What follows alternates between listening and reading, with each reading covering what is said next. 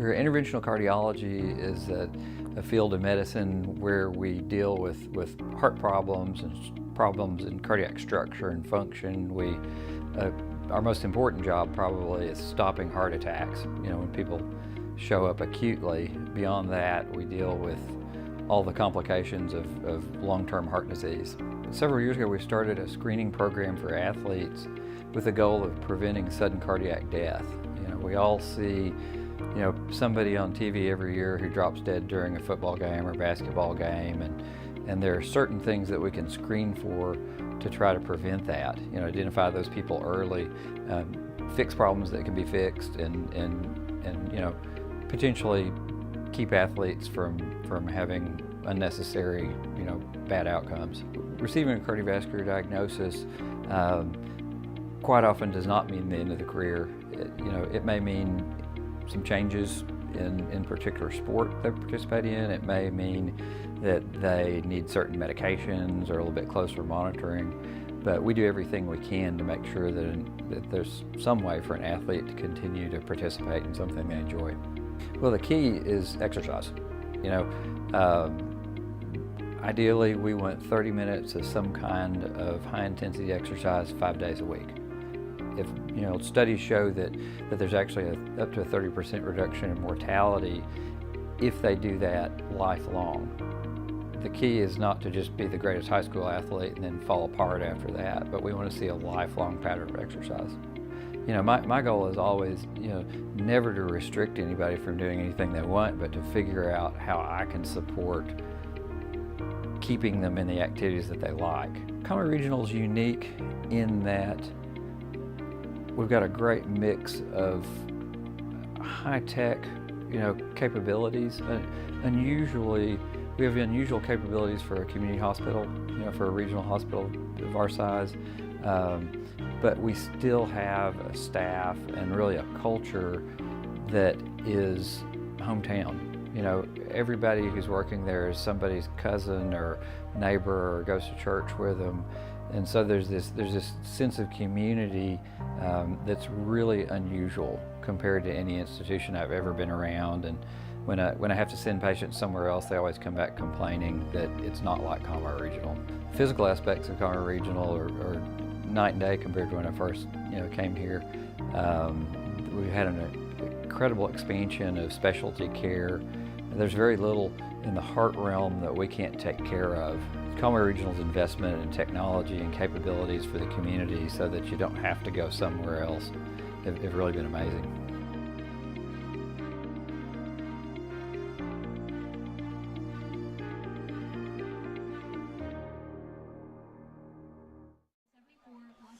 Hi, everybody, and welcome to Hornets Stadium on the campus of Bryant High School for Saturday night football. I'm Jeff Matthews, joined by Levi Gilbert and Tim Roach, your voices of the Wampus Cats, and we're coming to you live tonight for our pregame show instead of from the comfort of our offices like we do normally Thursday at about 1 o'clock when we record these pregame shows, because we wanted to talk about the playoffs and about everything else going into this last week of high school football.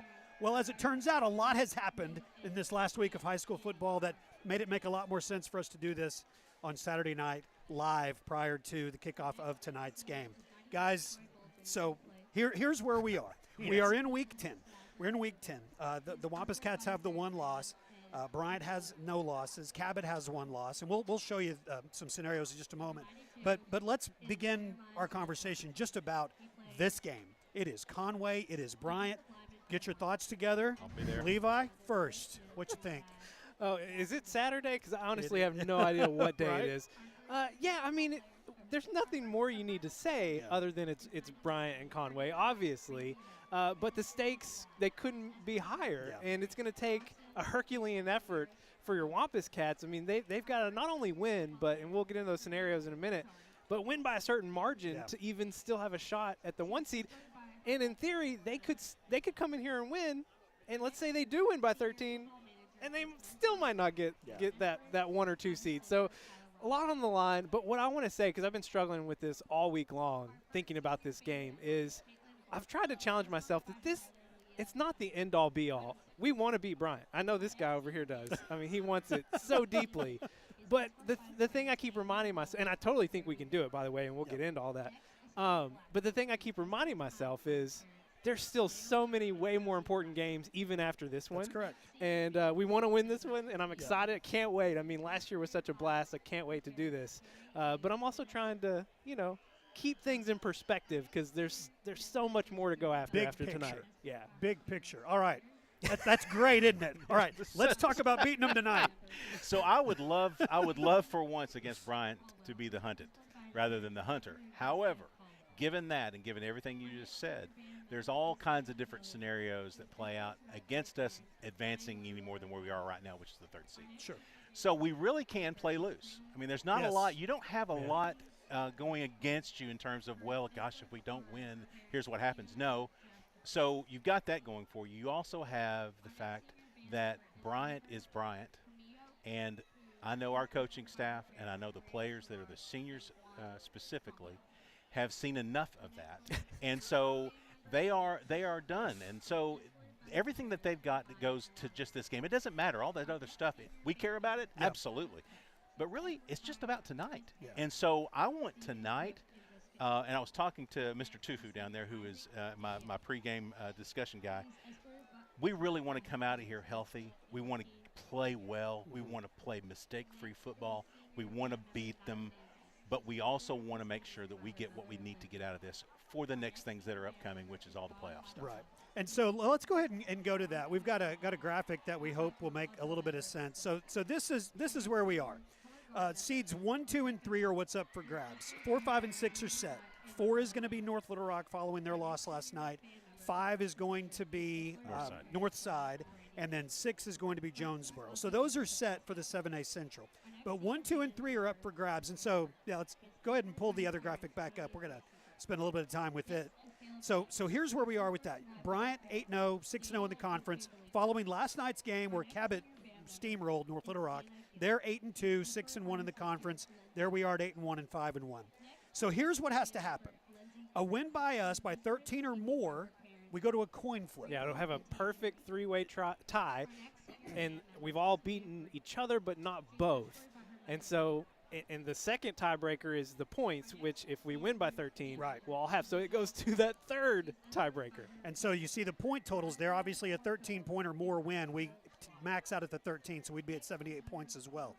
So then you go to the coin flip, and what we understand is that the coin flip would happen tonight. That's what I've been told. It would happen tonight, and we assume here at Hornet Stadium. I don't know if we can we can broadcast it or not, but it'd be cool. Let's just bring them up here. Yeah, we could do it here. That's what we're doing. Can we flip? Made that decision. Because I would like to do that. And so here's what the scenarios that would be.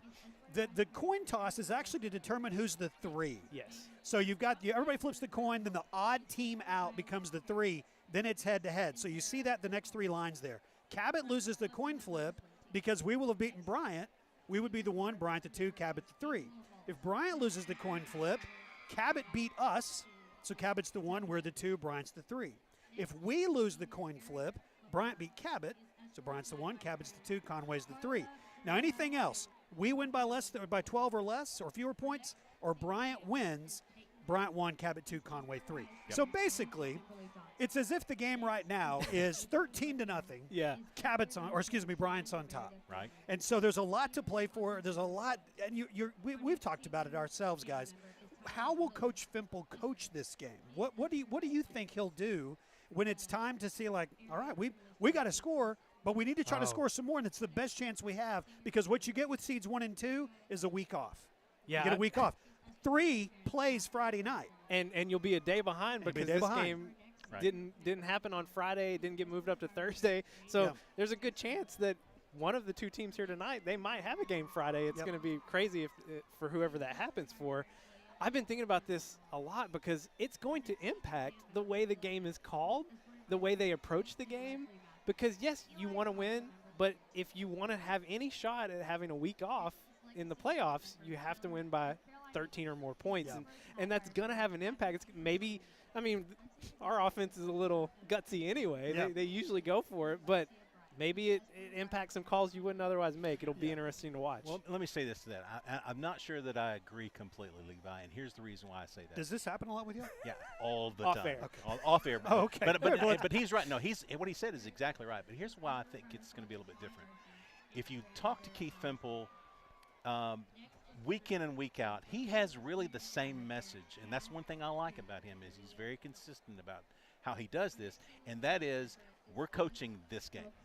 We want to coach tonight. Yeah. So I don't think that he has played out for his guys at all, any kind of gyrations that we just went through.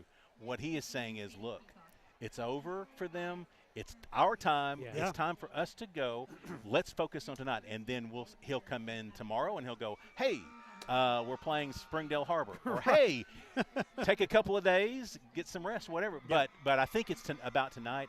I think, man, I just want to beat Bryant. I think he says, I just want to beat Bryant. Yeah. And so, yeah. I know that in my home, I was trying to explain all this to my wife. I was like, listen, what we've got to do. We're going to win by 13. And she's like, I just want to beat Bryant. I just want to win. Good Yeah. for Just want to win. Good for Canada. Let's go ahead and pull that other graphic up, Keith, and look at the actual bracket. So this bracket is just the first couple of rounds. Obviously, it's not all of it, but it'll give you an idea of what would happen. So the number 1 seed from the Central, top left there, would move through to the second round and play the winner of Rogers and Northside. That's a good Rogers team. Yeah. They're playing really good football. So possibly Northside can get hot too there.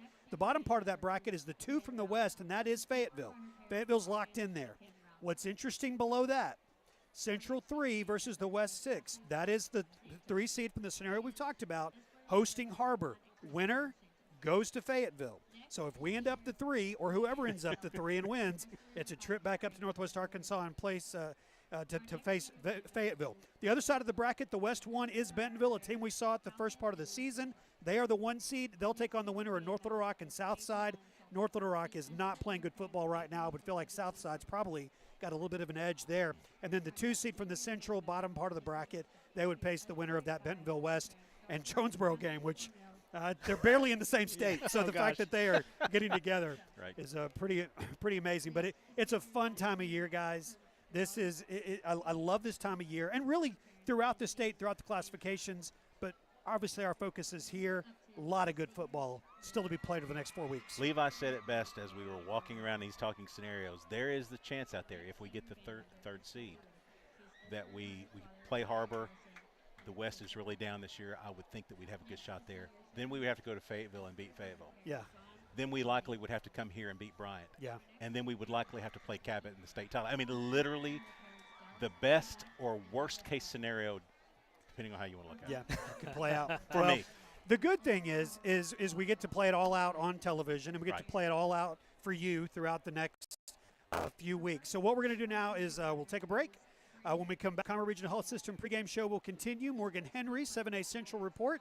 And then our visit, the senior spotlight, Hudson Wallace. Yeah. It's been so long since we've talked. I was trying to remember which senior it was, but it's Hudson Wallace. You'll enjoy getting to know more about Hudson. And then our visit with Coach Fimple. Again, that conversation was Thursday at 1. So when we talk about that we're having a chance to visit with him after we knew about all the things that were going to happen with the change to the schedule. Guys, I'm going to take the headset off. All right. I'm going to join my wife in the stands. All right. You guys call a good game. Thank you for watching. Back with more in a moment on Conway Corp. Transform your internet experience with Conway Corp Managed Wi-Fi, powered by Plume. Full-strength, uninterrupted Wi-Fi everywhere in your home. Multiple devices, maximum streaming and uploading. Installed by our experts for peak performance. Buffering? Over. Dead spots? Gone. Easy controls manage your smart devices. And advanced security keeps it all safe. It's the smarter way to Wi-Fi. Conway Corp Managed Wi-Fi. Upgrade now. Early in the third quarter, the Conway Wampus Cats managed to score 16 points in an 18-second span. I'm Morgan Henry, and this is the 7A Central Report. Starting off with last week's results, Bryant routs North Little Rock in a 45-14 victory Friday night. The game had a slow start as quarterback Jordan Walker was picked off twice in the first quarter. Chris Ganaway broke off a 59-yard run, and Martorian Singleton hauled in a 35-yard jump ball touchdown just 8 seconds before halftime. On their first play, Bryant moved 76 yards in 9 plays, and Malachi Gauber hit Malachi Muhammad for a 24-yard touchdown pass. The Charging Wildcats punted on their next 6 series, going 3 and out 3 times. Singleton elevated over North Little Rock defensive backs for catches of 34 and 49 yards, putting Bryant inside the 5-yard line. Carter Ratliff then grabbed the 4-yard touchdown to finish the 99-yard drive. Bryant then reached the end zone on 4 consecutive possessions, allowing them to secure the win. The Bryant Hornets will host the Conway Wampus Cats this week. Conway used its special teams to pull away from Jonesboro in a 50-20 victory. The Wampus Cats led 24-7 at the half and blew the game open early in the third quarter. After stopping Jonesboro on its first possession, Quadrell Wilson returned a punt 50 yards for a touchdown with less than 10 minutes left in the third quarter. After a bad snap out of the end zone that resulted in a safety, another kick was returned by this week's Player of the Week, Chris O'Neal, 77 yards for another touchdown. This gave Conway 16 points in an 18-second span. Leading at 40-7, Donovan Amalo hit O'Neal for a 9-yard touchdown to cap a 3-score night for O'Neal for a 47-7 lead. Conway finished the night with a 31-yard field goal by Adrian Mejia. The Jonesboro Golden Hurricanes will take on Central this week. Little Rock Southwest defeats Central in a 30-22 victory Friday night. The Griffins will travel to Northside this week. Cabot shuts out Northside in a 37-0 victory. The Panthers will travel to North Little Rock this week. Wrapping up for this week, I'm Morgan Henry, and this has been the 7A Central Report. Conway Regional has been the community's hospital for 100 years, providing high-quality, compassionate care. As our community continues to grow, we're growing alongside you to ensure all of your healthcare needs are met right here in Conway. When your family needs emergency care, you can trust our board-certified providers and exceptional team of nurses to provide you with the comprehensive care you deserve when you need it most. When you're facing an emergency, trust the care you'll find down the hallway, not down the highway. At Conway Regional, we're not just growing, we're growing together. Welcome back to the Conway Regional Health System pregame show. It is our senior spotlight.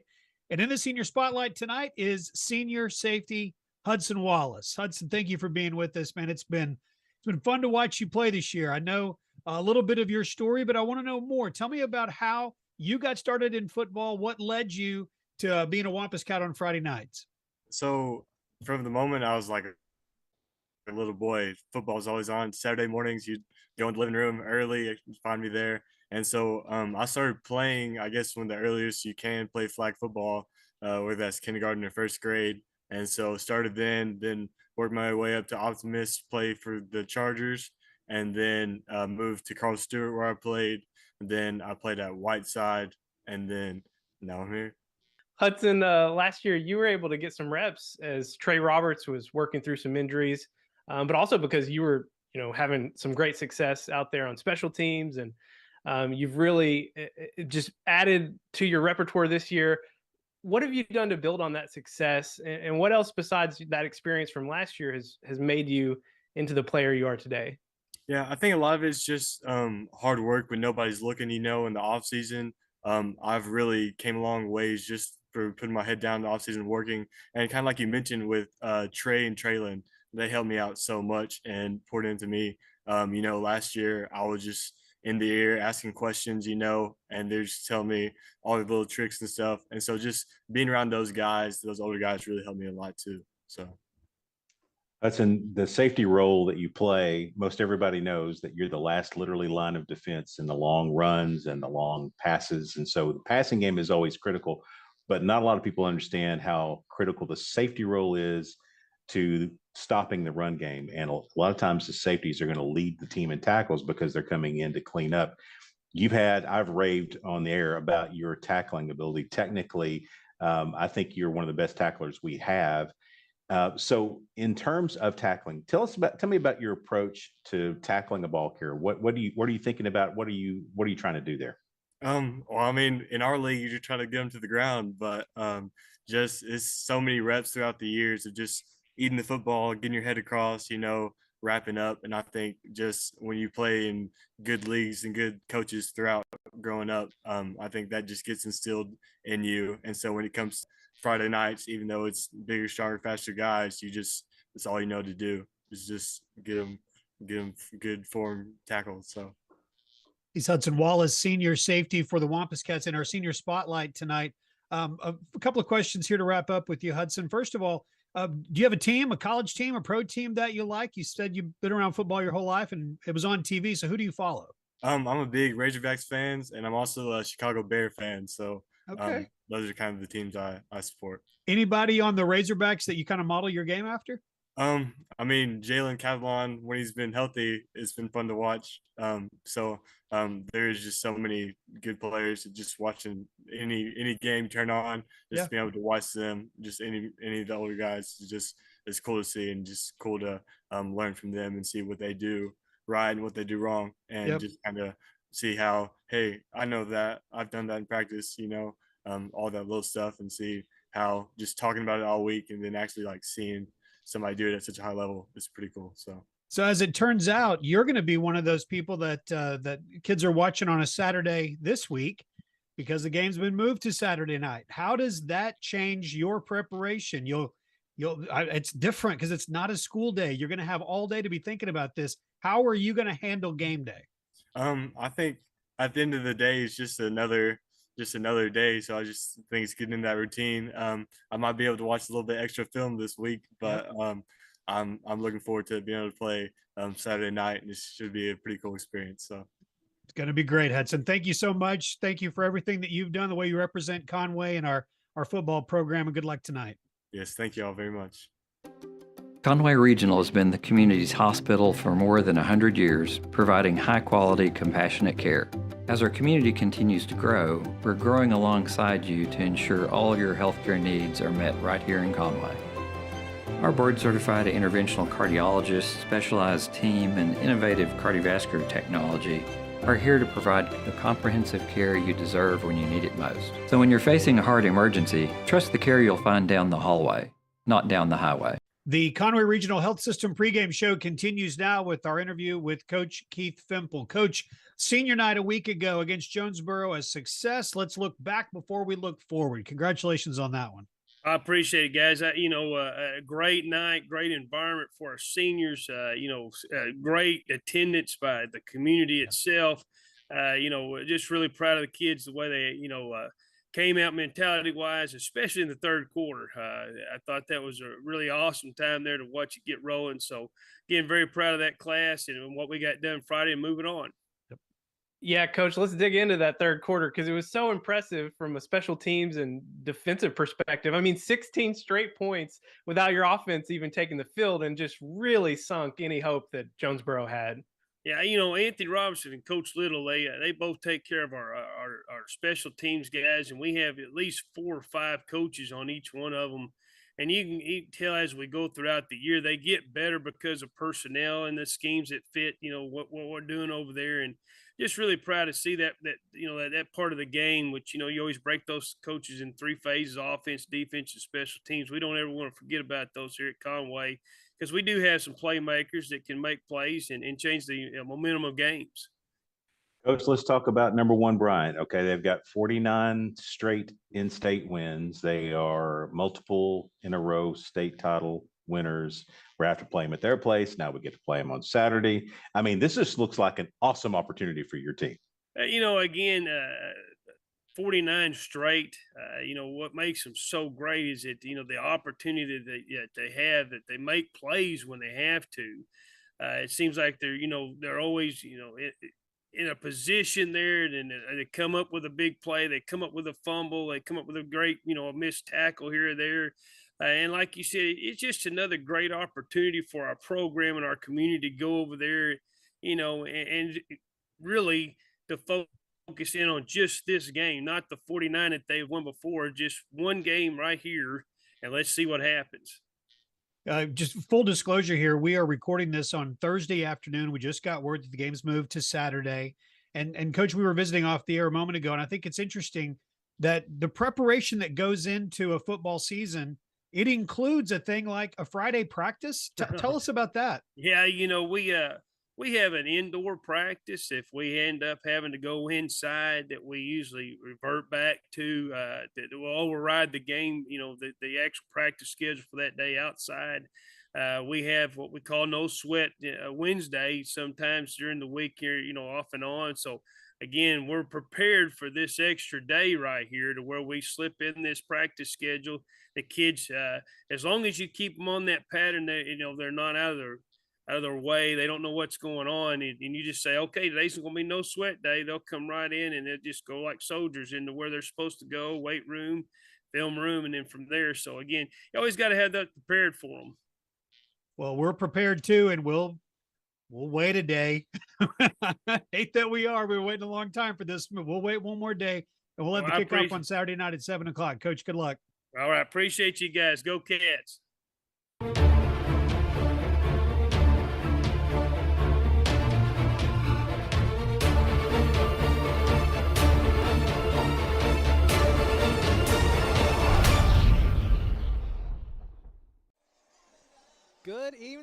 welcome to Everett Field at Bryant Stadium. I'm Levi Gilbert alongside color analyst Tim Roach, and we are live here in Bryant at the site of what will be the close of your Conway Wampus Cat 2022 regular season. And in fact, this is the final 7A game of the regular season, as fate would have it, because it's, I don't know if you know this, it's not Friday, it's Saturday. I'm still trying to figure all this out. Tim, it's number 1 Bryant and number 3 Conway, and the stakes, as you want it, couldn't be any higher. The only thing I want differently is for this to be in Conway. Oh yeah. Yeah, but other than that, this is the rivalry that everybody's watching, and it's going to be intense from the kickoff. And we had such a blast last year. That game was just, it was number 1 and number 2 then. Number 1, number 3 tonight. Tim, as much as Conway loyalists detest the rival Bryant Hornets, you have to respect what they have accomplished in the Buck James era, especially these last 5 years. 27 straight 7A Central victories, 49 straight wins over in-state opponents, and 4 straight 7A championships. Respect, Tim, but not fear. Your Wampus Cats, they know they can beat these Hornets tonight. How do they do it?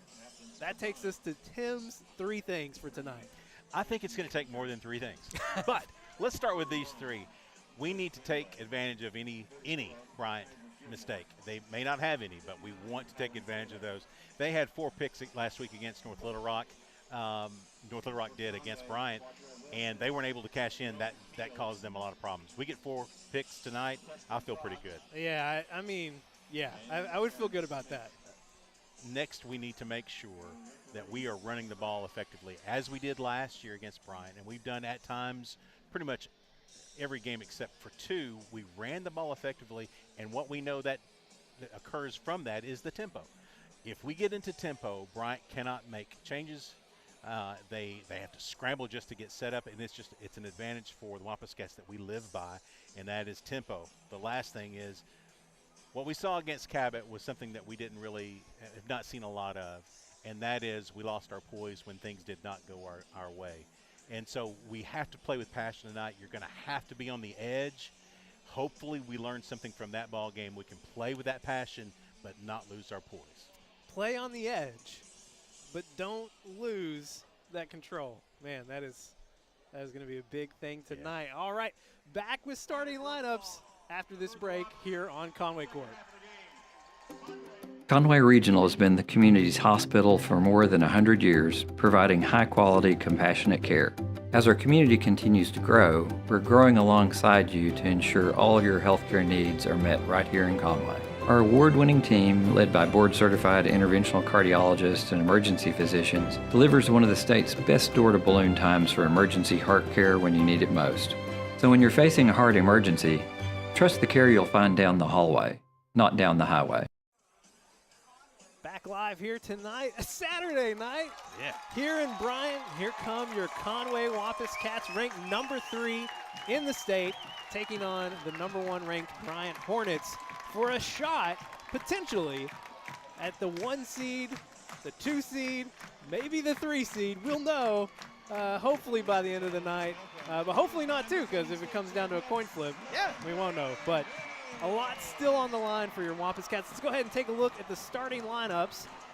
And not much of note offensively in terms of changes. In fact, I think everything is still the same from what we saw a week ago. Yeah, offensive line is stabilized at this point. That's great news. The sickness that was running through Conway is kind of out now, and so everybody's in place.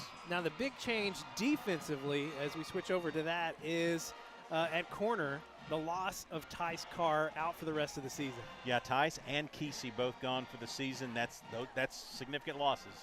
Tice was great in the cover, the man cover. Kesey was great run stopper and a great pass rusher. So, but we've got guys that can absolutely play. Trez Hammond on the corner, and then it's going to be, who is it? Porter Udi. Yeah, everything stays the same on special teams. Your normal look. I keep saying it. We need to add old Phil Sherry on here because he's the punter. We still haven't He's the punter. We still haven't seen a Preston Proc punt, and I'm glad we haven't, to be honest. All right, here we go. 7A Central football live tonight on Conway Corp, Channel 5, Channel 585, on YouTube, wherever you're watching from. We appreciate it. You can follow us on 5 Sports Live on Twitter and 5 Sports on Facebook. Stands are full on both sides tonight. Yeah, I wondered how a Saturday night game might affect attendance. It didn't. It did not. it did not, Tim Roach. Love this high school football environment.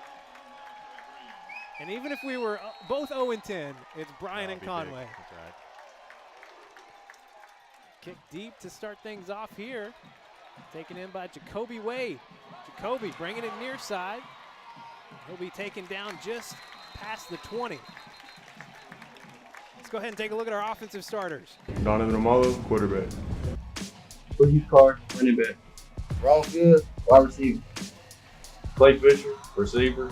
My name's Chris Monell. I play wide receiver. Jackson Anderson, receiver. Aaron Smith, left tackle. Q Whitehead, left guard. Cole Smith, center. Sean Tufu, right guard. Cole Williams, right tackle. The Wampus Cats will start. We're backing up. Yeah, what's going on here? Blindside block on the kickoff return. Great. So didn't take long. Wampus Cats will start their drive here at the 11. It's an empty backfield for Donovan Amalo. Boogie Carr comes in motion. Start with a handoff to Boogie. Boogie working right up the middle. Be a short gain on first down. Yeah, no hesitation there once the handoff was made. He was right up the gut. Big defensive line for Bryant. 2-yard gain makes it 2nd and 8. Donnie flushed out to his left, and he will be sacked by number 51, Tyler Mosley. Almost got rid of it, just didn't quite get it done. Actually good that he didn't try to throw that there. That will back it up significantly. 3rd and 18. The Wampus Cats in their own end zone.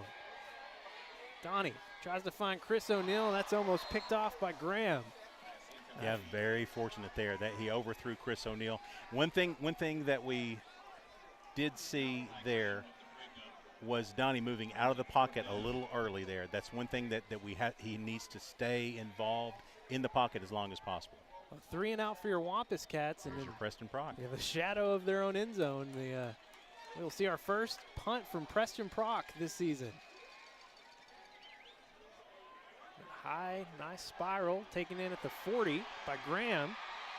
Working it out on the far side. He'll be tackled near the 20. So great field position here to start for the Hornets. Yeah, everything going right for the Hornets right out of the gate. Penalty on the kickoff backed us up.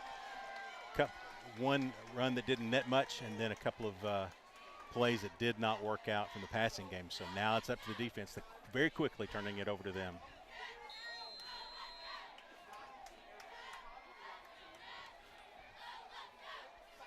We talked about the change defensively. Trez Hammond getting the start at corner tonight. Walker looking over the middle, floats it up for Ganaway, and your Bryant Hornets up quickly. Yeah, that was just got past Ben Chandler. I think it was running back on linebacker, right down the seam, wide open. The Bryant Hornets getting a 3 and out. Yeah. And a punt from deep in the end zone, short field, and wasting no time, taking the early lead here over your Wampus Cats. 7-0, Bryant on top, 10:51 to play here in the first quarter. Back after this on Conway Corp.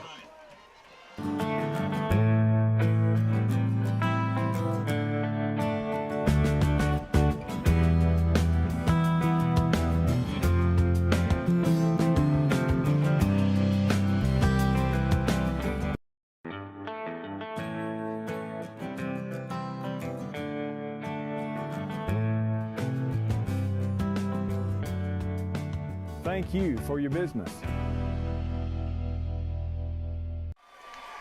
Well, you talk about the moments of getting the test, trying to withstand the storm. Well, it started early here tonight. Yeah, there was some missed assignments on both sides of the ball there.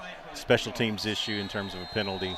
Everything that could go wrong went wrong, and that's the reason why you're sitting at 7-0. Malachi Graham kicking it over to Jacoby. Wait, no, it's Chris O'Neill this time. Chris still on his feet up on the right side. He takes it down near the 35.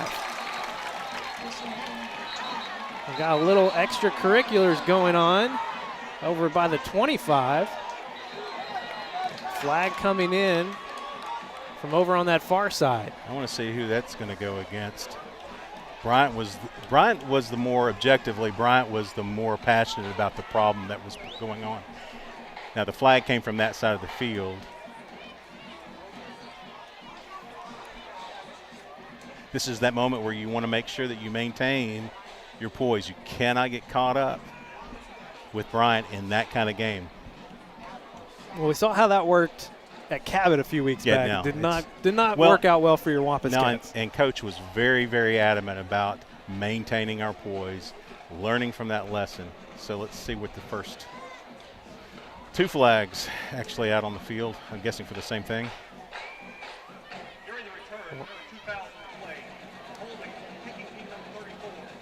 So holding against your Wampus Cats, and then a unsportsmanlike conduct against the Hornets. Yeah, and what that's going to do is that's going to result in the dead ball foul being enforced all the way down to the 40-yard line. Yeah. Wow. A nice big break. Yeah. For your Wampus Cats here. Good that they maintained their poise. Actually, out of all that, I'm more pleased about the fact that it wasn't us on that unsportsmanlike. Give it to Boogie Carr. Boogie trying to bounce it out to the far side. It's going to be a short gain on first down here again. Well, the backside speed from Bryant is one thing that you have to really watch on our runs. Got a Bryant player down. Yeah, he just crawled off to the sideline out there. But their backside speed is trouble. You don't have as much time to hesitate in the backfield. Trips to the left. Donovan throwing it up. Looked like he was looking for Jackson Anderson, who was being hugged would be the light way to describe it. Wow. No call. I'm not sure exactly how you cannot call that, but. And so Keith's wanting to know as well. Keith has gone all the way down to the 30. 3rd and 9. They'll stick with trips to the left. And they get Bryant. So that does two things. Number one, it gives you 5 yards, makes it 3rd and more manageable. It also puts you down in 4-down territory. You know, you don't get anything there, and it's 3rd and 9. You're still probably going to go for it, but it's unreasonable. This is a little bit more reasonable. Make it 3rd and 4 here. Got twins tied on the near side. Rome Fields and Chris O'Neill behind him. Amalo forced up in the pocket. Puts his head down. He's going to be down near the 30. Real close. Real close. Depends on the mark. 4th down. They mark it back to the 31, so 4th and 1. Wow. What a bad spot. Dalen Moten checks in.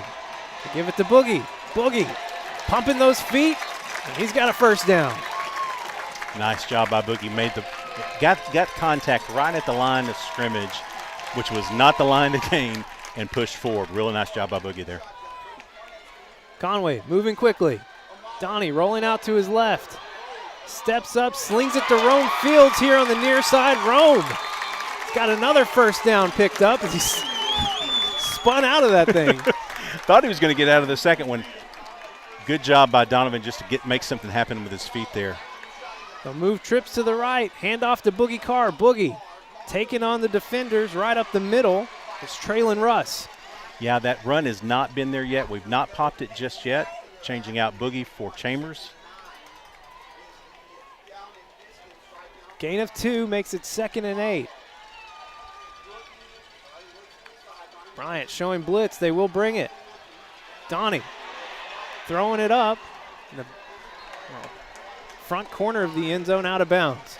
Yeah, what Donnie's going to need to do tonight, I mean, what they're really doing so far, and then they'll change it up a little bit, but so far the pressure has been off of the edges.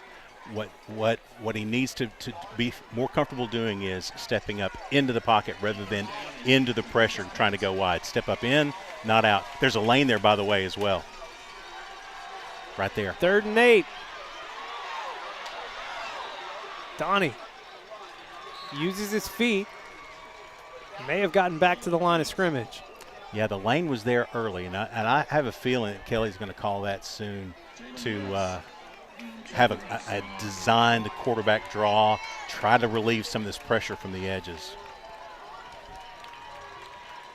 This will bring on Adrian Mejia for a 31-yard field goal attempt from the left hash.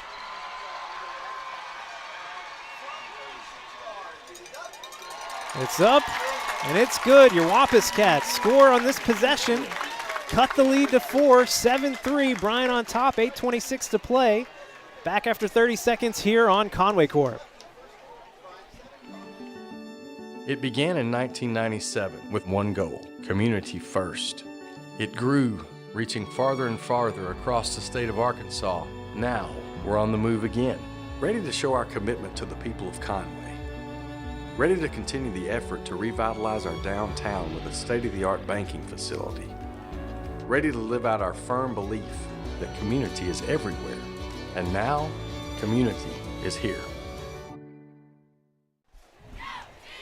So a little help from a penalty, and your Wampus Cats get down within field goal range and get 3 from Mejia. Yes, so far they've done a really good job of stopping the run, the zone read inside, stopping Boogie, and then they are pressuring from the outside. Now, he's got a little bit of time to throw, but they're doing a great job on the backside covering us up. The only place right now that's open is right up the middle inside the pocket. That's the only place where that's open. James Martin and Jordan Knox back to receive for the Hornets. It will be Knox taking it near the 4. They will force him out inside the 20. Let's look at your defensive starters. Russian Prod, defensive end. Demarkel McKenzie, defensive tackle. Kelvin Thomas, D tackle. Porter Udi, defensive end. Wade Simpson, outside linebacker. Jerry Sanders, middle linebacker. Jerry Sanders, outside linebacker. Trey Hammy, quarterback. Hudson Wallace, safety. Jonas Cecil, safety. Quadro Wilson, cornerback. Much better field to work with here for your defense. That's motion, by the way. Thank you. All right. Well, sorry. Get a little better here, Tim. 74 flinched. That's Lawson Hutchins flinched on the outside edge. Good call out by guys. Now, we've only seen one play offensively from Bryant, and what it was the running back right down the seam on the linebacker. Safeties were split wide, and so it was an easy pitch and catch. Jordan Walker will keep it, working that left side. Swallowed up by a few Wampus Cats, and a helmet came off for Tate Settle. He's their left guard.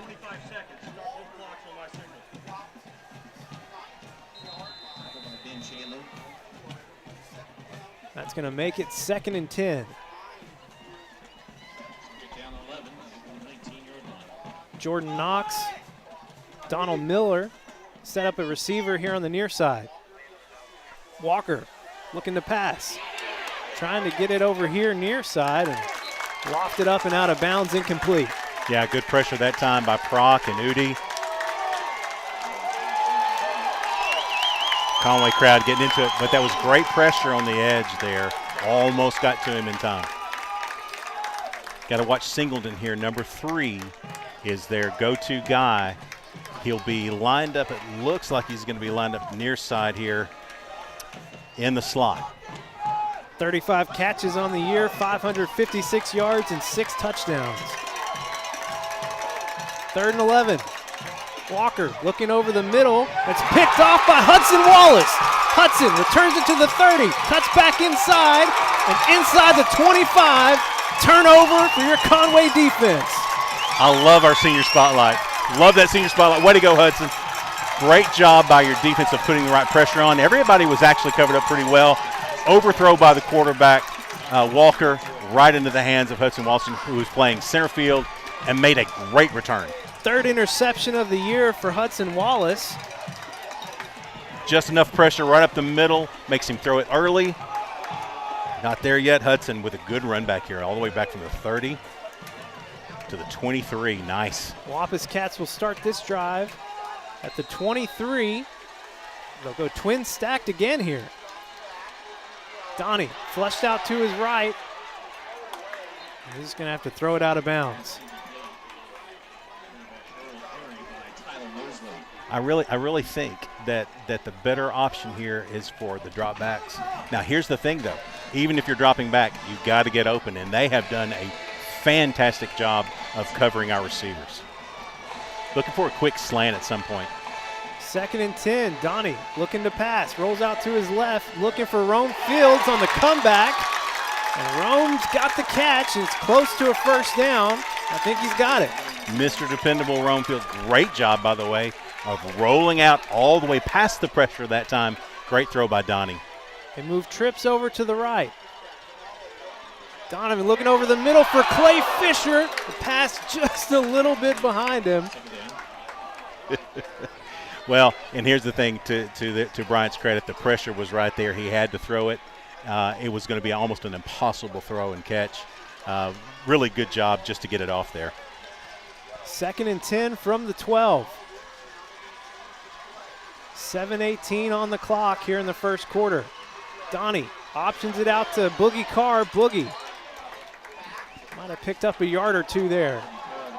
And again, some more extracurriculars, and I think it's the same person that it happened on the kickoff, Miguel Graham. Yeah, it's a real high intensity there. He needs to cool the jets a little bit, but this is Conway Bryant. You got to expect a little bit of that. You just want to stay on the right side of it.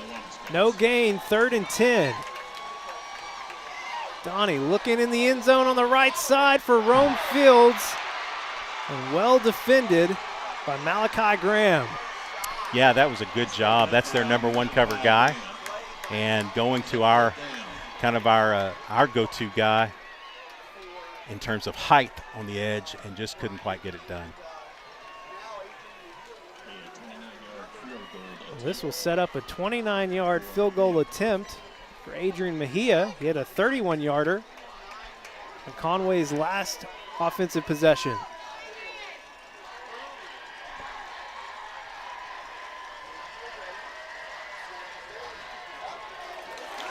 And that's another beauty. Cuts the lead down to 1, 7-6. Conway trailing Bryant here with 7:04 to play in the first quarter. Back after this break on Conway Corp.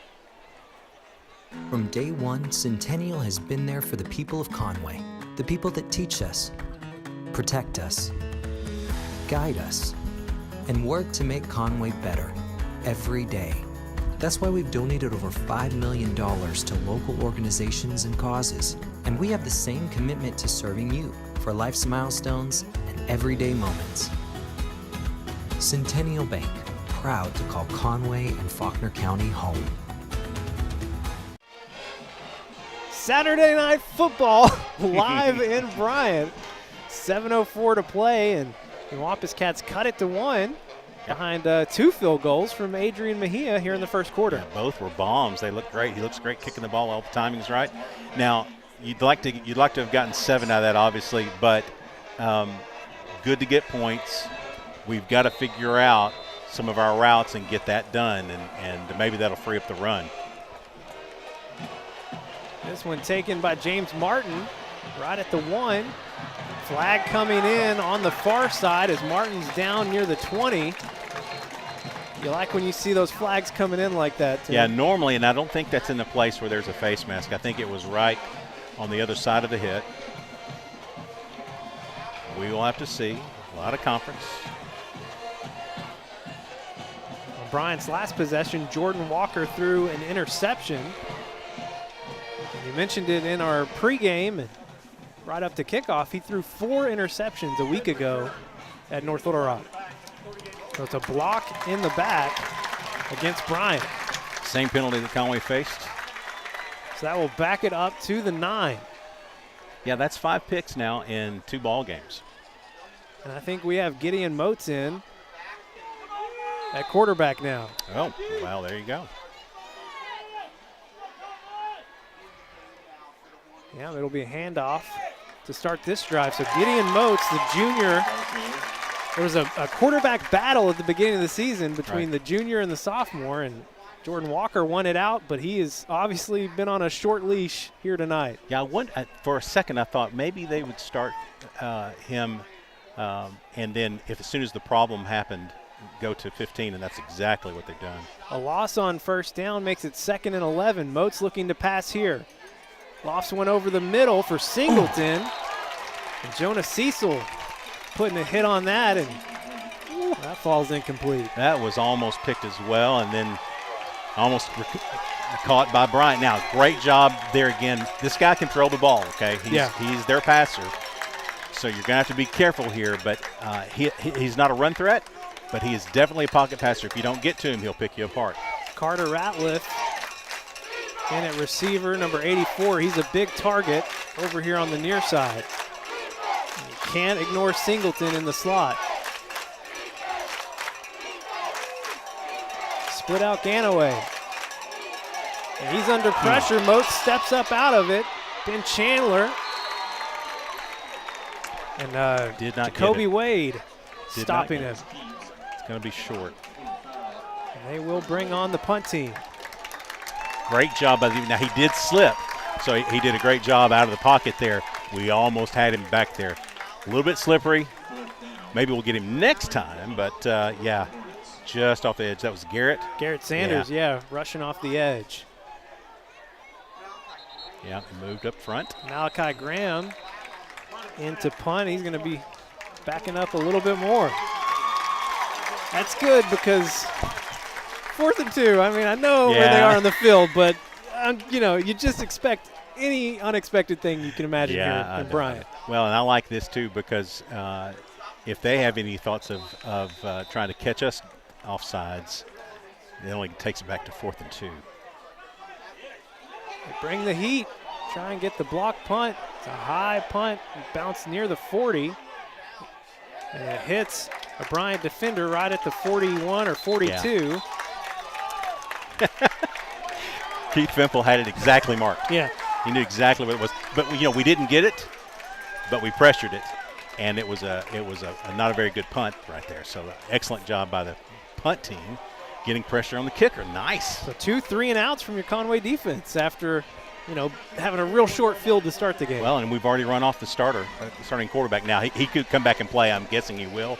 But they're going to be talking to him. 5 picks in 2 games is nobody's business. Yeah. Wampus Cats start this drive at the 41. Try and give it to Boogie Carr, and he is just swallowed up behind the line. It's going to be a loss of 3 or 4 there on first down. Yeah, that delay there, I mean, they are so fast on the backside. Loss of 3 makes it 2nd and 13. Donovan flushed up after pressure coming. I don't even think he gained a yard there. 3rd and 13. Donnie stepping up, getting the pass off, looking for Rome Fields. Clay Fisher comes down with it. He's got the first down and more down near the 16. Not sure that we wanted both guys in the same spot there, but Rome was going to get it, but Clay jumped the route and picked it off. 1st and 10. Give it to Boogie. Boogie working up the middle. Finally have some breathing room there. And he's going to be down near the 10. That was a nice hold by your offensive line there. 2nd and 5. Donnie keeps it. And he's going to get down inside the 5. Late flag coming in there at the end. Oh, that's in a bad spot.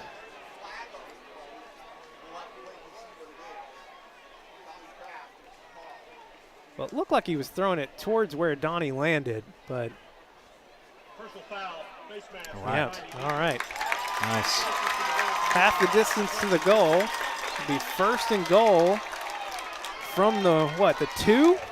2 or 3. Wampus Cats will bring in the heavy set. Going heavy. And Jalen Chambers is in.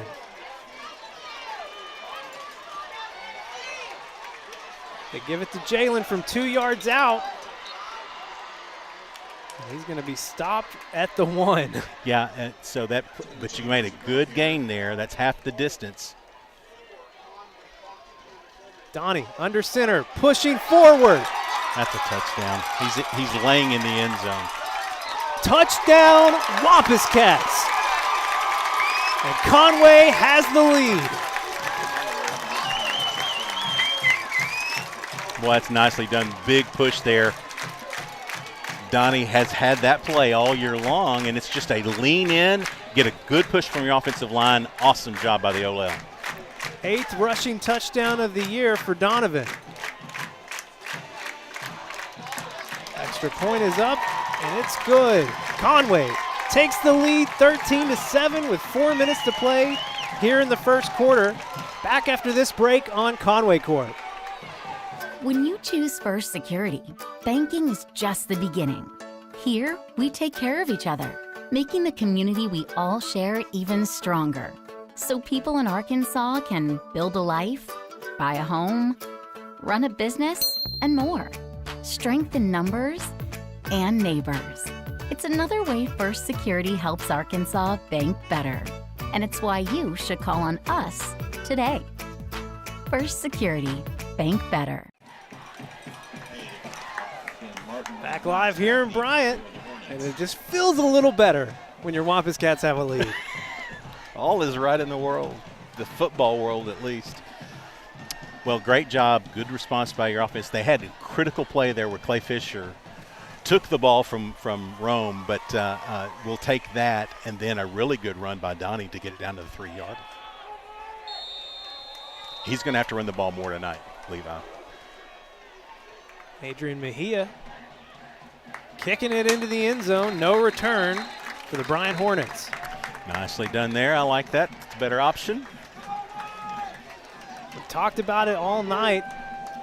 Your Wampus Cats, they need a win, and they need a win by 13 points to force a perfect three-way between Conway, Cabot, and Bryant, which will come down to a coin flip. But I want one thing. You just want to beat Bryant. You're Skippy. I'm feeling that. I want to beat him, but also by 13. Staying with Moat. Moat's in for the second straight possession. Rolling out to the right side here, and he finds Sean Rycraw. Sean picks up the first down. Yeah, just enough time there to get that play. It's a flag back near the 23. Could be a man, as long as it took maybe downfield. Yeah. We will accept it. We have had that penalty called on us a bazillion times this year. Good to see it happen. But what it was sorry about that. What it was the quarterback taking just a step too long and the offensive lineman released downfield, and that's what got the penalty. Wipes out a huge play for them. Yeah. Repeat the first down. It'll be 1st and 15 from the 15. Oates hands off right up the middle to James Martin. I don't know how James stayed on his feet. The ball comes loose. Conway says they have it. Another turnover for your Wampus Cats. Second one here in the first quarter. Wade Simpson comes out of the pile with it. Great job, because that was a great run by Martin. Really, really good job. Why do we have flags coming out now? Well, because Wade just threw the ball up in the air in celebration. All right, well, that's not going to be good. But here this comes in. It looks like Hudson Wallace maybe stripped it out. Yeah, so Wade needs to not throw the ball way up in the air back towards the middle of the field. Just needs to give the ball up. So that's a lesson learned. But what you want to do is you want to make sure you're taking advantage of these mistakes. You talked about it. One of Tim's 3 things. 15-yard penalty, though, will back it up to the 40. Still pretty good starting field position here, but could have been much better. Yeah. But again, Wade is high-strung, and you like that on plays normally. It was just a little bit after the play. So good call by the officials. That's the right call. We'll get that fixed. That's his second fumble recovery of the year. And his other one was off a blocked punt. Yeah, and he has a blocked punt for a touchdown. He has a pick this year. Yeah. But what a great job, by the way. You talked about it, Hudson Wallace coming in and stripping it out just before he went down. Nice job. Cats start this drive at the 40. Conway trying to set up the screen for Boogie Carr. Boogie will step out of bounds near the 39. No, they're going to back it up to the – goodness. Wow. Back to the Lost 41. yards. Well, I will tell you that I like that call though, because they're coming after us, so we need to be able to make them pay for coming after us so fast. One way you can do that and slow that down is a quarterback draw, and it's also the screen. 2nd and 11, Chris O'Neill in motion. Donnie looking for good old Rome Fields. Rome almost breaks out of that tackle. He's going to be spotted near the 35, maybe the 34. Yeah, gets you in 4-down range here. 33 is where the ball will be placed. 3rd and 4. Give it to Boogie right up the middle. Boogie makes a little move to his right, falls forward. And he has the first, well, yeah, okay. Yeah, they moved it back a little bit, but he did get the first down. He did get the first down. On 1st down, they throw it out to Boogie in the flats, and flag coming in on this same side over here. I don't know that we had anybody downfield. Maybe offensive pass interference, blocking too quick. This is normally going to be an offensive penalty, but I'm not sure exactly.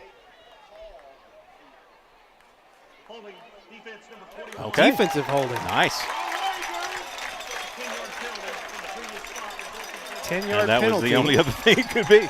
But because it came so quickly, I knew it wasn't illegal downfield. That means another first down. Moves the ball down to the 20. 3:06 to play here in the first quarter.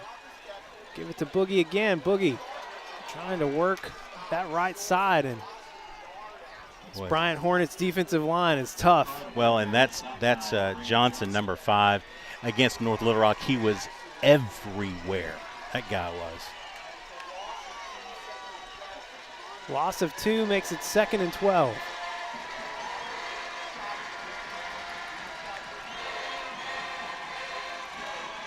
Donnie working to the left side. Tried to find Rome Fields in traffic. Falls incomplete. Yeah, that was very comfortable with your receiver kind of throw right there. He threw it where really there was nothing open, trying to give Rome a chance to make a play. So now you're right on the edge of Adrian's range here. You definitely want to pick up a few more yards to feel more comfortable about it. Jalen Chambers is in at running back. Donnie, ball comes loose, still up for grabs, and Bryant is going to get it here at the 30. Yeah, the pressure finally got to him as he was getting ready to throw. Defensive lineman made a great rip, hit the ball out of his hand, and that's unfortunate. It's the first turnover of the night forced by Bryant. The Hornets will take over at the 30 with 2:24 to play here in the first quarter. I feel like I've aged 5 years. In the first quarter. All right, back to Walker. Carson Trickey lined up here on the near side. The Hornets have trips over to the left for Walker. Walker looking for Trickey quickly. Trez Hammond to force him out of bounds. Just a yard or two short of the first down marker. Yeah, that was a great route. And just a timing throw. He actually threw it before he had made his break, and ball was waiting on him when he got there. So that's a good pitch and catch by Bryant. Gain of 9 makes it 2nd and 1. Ganaway lined up next to Walker. Hornets have trips over to the left. Get out in the flats to Singleton. This is dangerous. Wampus Cats keep it safe, forcing him to the boundary. Well, they made it look like it was not a waggle, it was a throwback, but they made everything come closest to us on this boundary, and then a throwback to Singleton, who had stepped off the line of scrimmage and caught the ball in the backfield, then released down and was able to get it done. Please reset the game clock to 1 minute 49 seconds. 1:49. Gonna reset the game clock to 1:49. If the first period wasn't going as long enough, we've just added more time. Add 10 more seconds. Cats up 13-7 here in the first quarter. They pitch it out to Ganaway. Oh my gosh, they're not going to call that. Ganaway past the 40 down to the 30. How is that not a holdout here? Oh, my gosh. I don't know that we have that play again, but my goodness, what a hold on Preston Prock. My goodness. Show it to you here. Oh, you can't do that. Big gain for the Hornets, down to the 29. Walker pitches it out to the left for Ganaway this time. Ganaway in pursuit from Jonas Cecil, chased down from behind. Well, Jonah did not take a great angle there. He came up the field too quickly. What he needed to do there was stretch him all the way to the far boundary out there. Just a little bit too sharp. Makes it 2nd and 6. Walker will keep it this time, following Ganaway on that left side.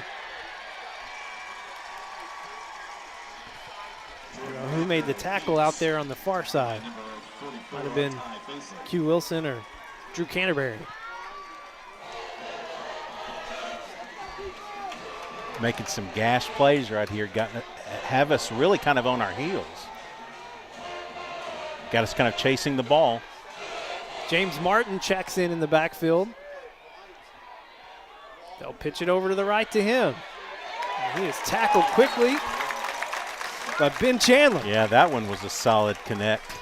Ben had that read. Now, they've been working that play all the way down this drive. Is that quick pitch, just get them in space and let them try to make it happen. But we finally got to the edge out there quicker than they did, and Ben Chandler cleaned it up. Loss of 2 makes it 2nd and 12. We'll move Rycraw, Donald Miller, and Singleton over to the left side. Walker will keep it up the middle. Escapes one defender. He's going to be down near the 5. They'll mark him at the 7. He made a great cut there. That was a designed run all the way, but it made a great stick to the outside. Cut it right up the seam. Good run. No answer there. I don't know if Bryant's going to try and get another playoff here. They will not. That will be the end of the first quarter. Conway up 13-7, but the Hornets are driving. Back with the second quarter after this break on Conway Corp. When you choose First Security, banking is just the beginning. Here, we take care of each other, making the community we all share even stronger. So people in Arkansas can build a life, buy a home, run a business, and more. Strength in numbers and neighbors. It's another way First Security helps Arkansas bank better. And it's why you should call on us today. First Security, bank better. Pick in. Back live here at Bryant, getting ready to start the second quarter after the first quarter took 38 minutes. It's already Sunday, and it's just the first quarter. Oh man, I'm gonna fill this one tomorrow, Tim. Hey, we get an extra hour of sleep or some nonsense like that, some made-up thing like that. I don't know. It's not going to feel like it.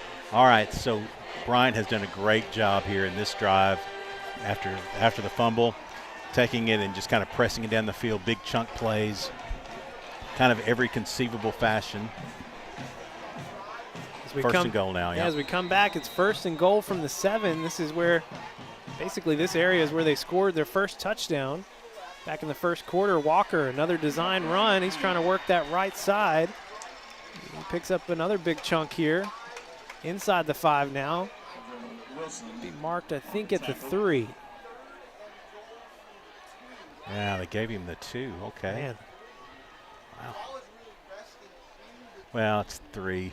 You're right, Levi. It's really more 3 than 2. But right now, it's just Walker's got it in his hands and he's just taking off with it. Well, you get the feeling that they're they want the lead nervous to let him throw the ball. Yeah. He's going to keep it here again. Just walks it in on the left side. The Bryant Hornets have tied it up.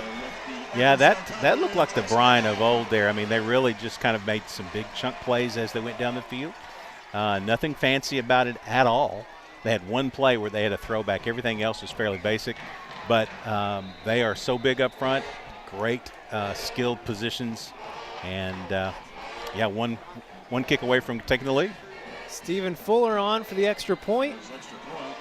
And he gives the Hornets the lead, 14-13.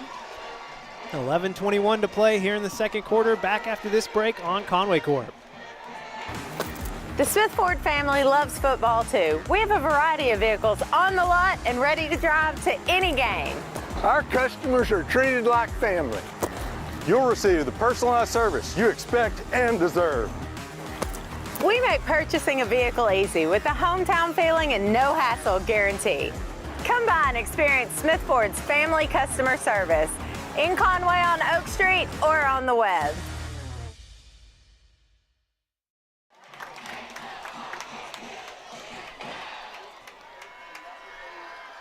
It's whiteout. Student section showing out in full force on a Saturday, They no didn't have less. any place else to be. Why not come down here? You'll love it. They're going to be great at basketball, too. This is going to be a fun year.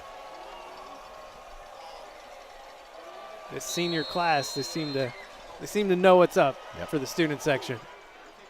Shorter kick over here on the right side, taken in by Chris O'Neal near the 20. Chris O'Neal inside the 30. He'll go down right around the 32. Yeah, I'm liking this kick it at Chris O'Neal kind of thing. I mean, I don't have a problem there with that. So, return to kickoff for a touchdown a year ago versus Cabot, and then last week against Jonesboro. So yeah, I mean, kick it to him. I'm all for it. Sure, why not? No problems. All right. Last series ended in a turnover after we got a turnover. It's time to march it down the field. Be empty backfield for Donovan Amalo.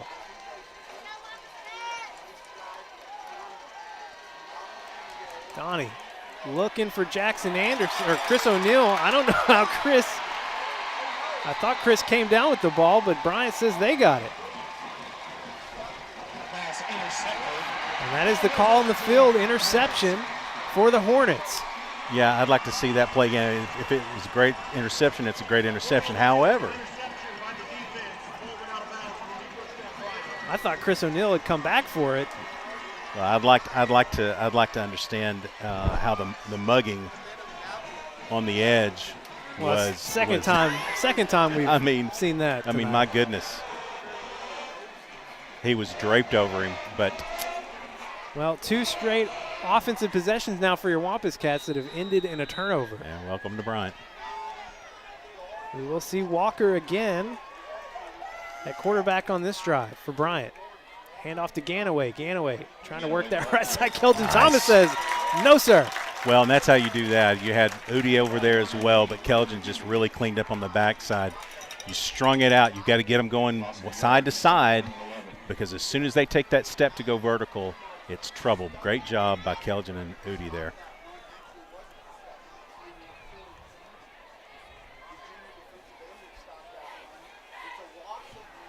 Carson Trickey checking in at receiver here on the near side for the Hornets. Trez Hammond will be lined up across from him. They flip it to Singleton. Singleton swallowed up behind the line of scrimmage again. Boy, you got to love to see that gang tackling. They got it to one of their playmakers. Singleton is definitely one of those. Got it on the jet sweep, trying to get him to the edge, and we were right there. 3rd and 11 coming up here for the Hornets.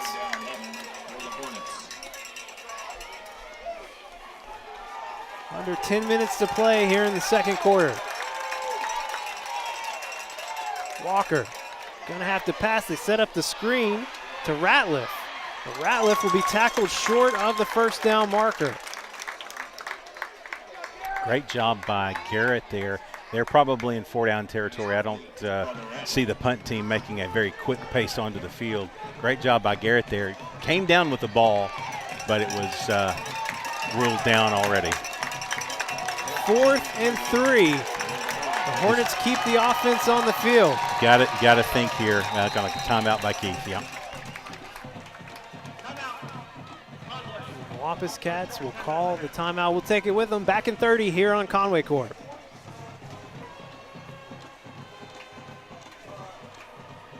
We so often anecdotally get from our customers hey, we've come to your store and it just feels different. And they really have a hard time explaining why that is, what that is, how they feel that way. But I think our customers need to come experience for themselves and understand why Caldwell Cares means something here and why it feels different here and why we're here to help you buy a car, not to sell you a car. And that's kind of our approach.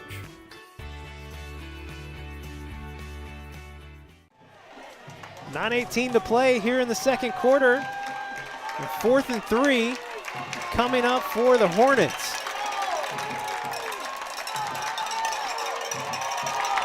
Conway fans getting loud.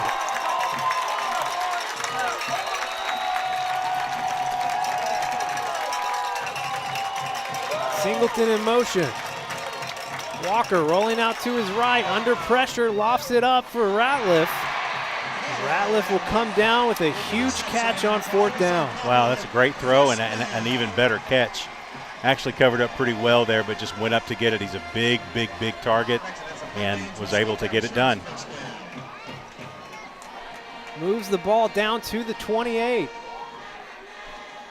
Walker looking to pass quickly here again. It's going to loft it up out near the cheerleaders.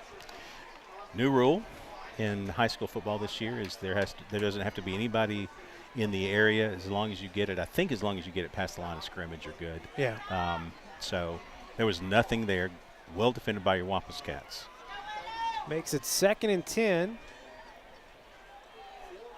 Things have quieted down a little bit here. Walker. Yeah. Yeah, it looked like a little early motion. They had to talk him into it, but. Well, they will back Bryant up 5 yards. Had to talk him into that one, but it was true. That was against the center, Matthew Elder. This brings up 2nd down and 15.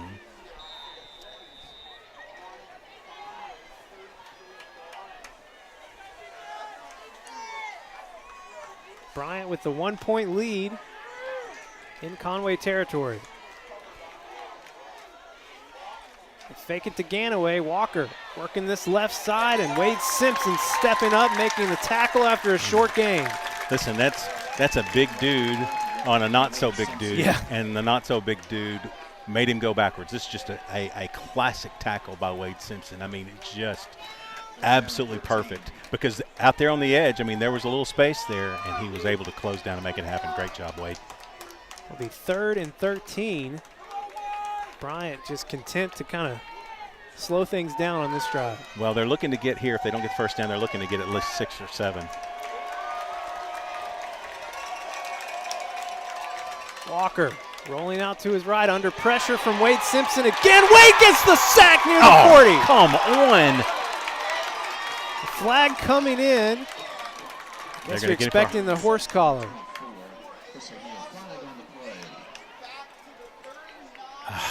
Gee, Merry Christmas. So a tremendous play from Wade Simpson. Expect is going to be nullified here. Personal foul, horse collar tackle.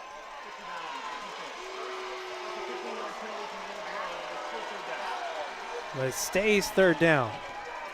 That was just a great play. It's too bad. I think it's probably the right call, but it brings up 3rd and 5. Now it's very manageable. Hornets go with trips to the left side. Fake it to Ganaway. Walker looking over the middle. And a tough catch in traffic by Donald Miller as Hudson Wallace makes the hit, but it will be a 1st down. Yeah, good throw. And we're getting some pressure to him. And so that's one of the things that he's done, he's seen over the last couple of games, is when the pressure's there, sometimes the throws go a little bit awry, and we're trying to get to him. 1st and 10 at the 14. Conway thought there was motion early again there. And Walker just pops up a perfect pass out to Ratliff for a 14-yard touchdown. Yeah, he was covered very well. Trez Hammond had him covered really well. He's just a bigger target. He just went up and got it. Good throw, good catch. Can't do much about that. Conway defensive line thought there was motion again early, but no call there. And instead, it'll be 6 points for the Hornets. Fuller on for the extra point. And it is good. Lead extends out to 8 now for Bryant. 21-13, back in 30 here on Conway Corp.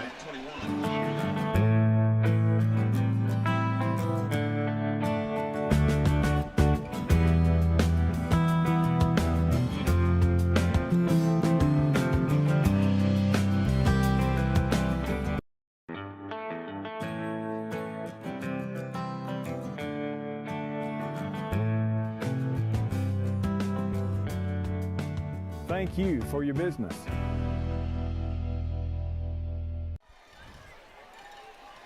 Live tonight all the way over here in Saline County on a Saturday.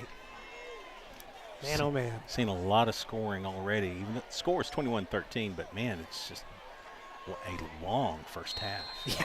Still 7.5. It's senior night for the Hornets, so it felt like a really long pregame. Chris O'Neill muffs that, but picks it up. Gets it down near the 20, so pretty good recovery after how things looked initially. Yeah, that was a difficult one to catch there. So nice job by Chris just to recover and get back what you could. Conway will start this drive at the 20, and it's not been so hot for your Wampus Cats offensively the last 2 possessions. No, a couple of mistakes, and that's something we don't do a lot of, and so got to be better. Now they've had some great coverage on the back end. We have not had a lot of open wide receivers. Conway has trips tight here on the near side. They hand it off to Boogie Carr, and Boogie getting a little spark going here on first down. Yeah, good 9-yard pickup, and again, that gives us a chance to go tempo, and we're gone. Well, here we go. Bryant hadn't even lined up yet. Boogie's going to pick up the first down here on this second run. And we will probably go again. First and 10 from the 31. Give it to Boogie again. Boogie bounces it out near side, still on his feet past the 45. He's going to be down at the 48. Great run there. He saw some space, started matriculating it down the field, got to the outside, got what he could out of it, got down. Under 7 minutes to play here in the second quarter. Over the middle, Donnie finds Boogie Carr for a short gain. Give him 3 there. It's a Boogie show right now. It's all about tempo. Now you got Chambers in. Boogie's coming out.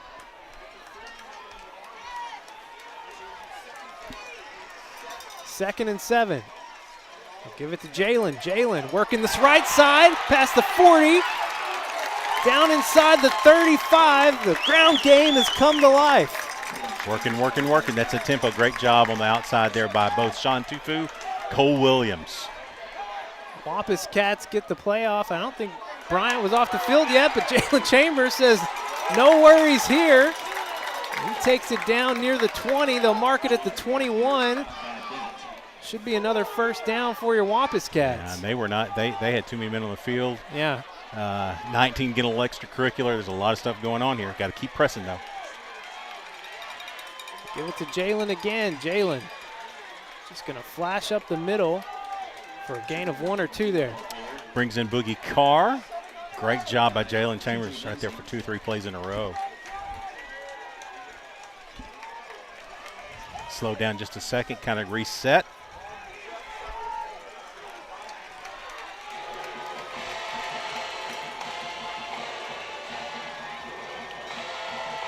Give it to Boogie. Boogie trying to bounce it out to the left. He'll just get back to the line of scrimmage. Yeah, if there's any hesitation at all, really, I mean, you're going to have to pop the line of scrimmage very quickly because they catch on the backside very fast.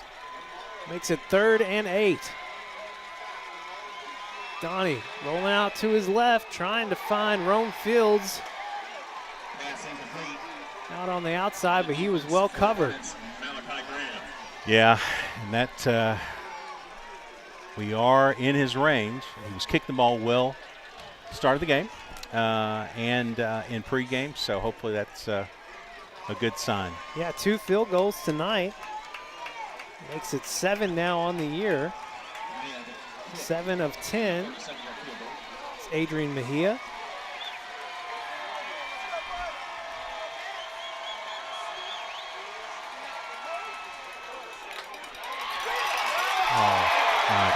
hits the right upright.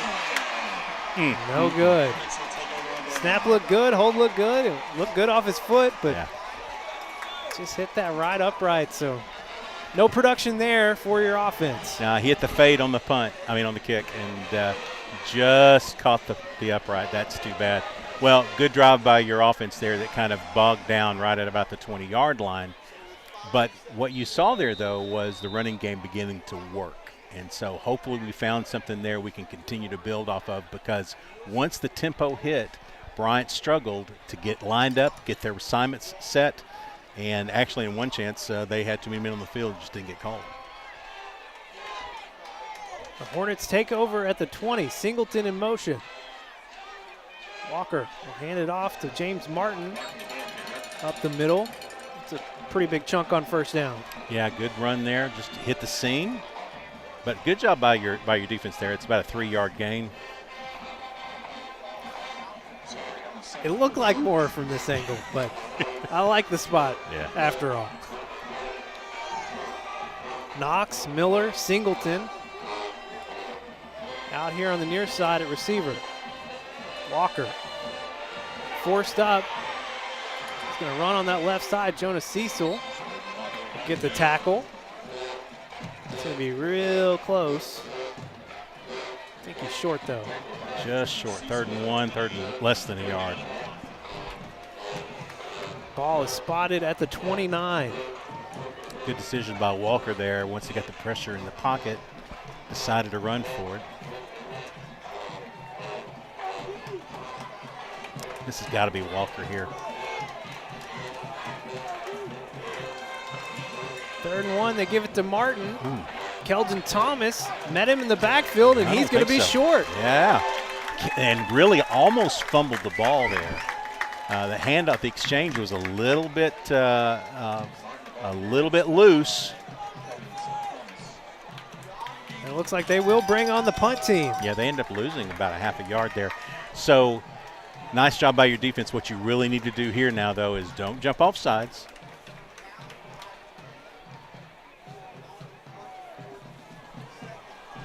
Malachi Graham comes on to punt. He's averaging 47 yards a punt for the Hornets. And Ratliff will down it at the 43.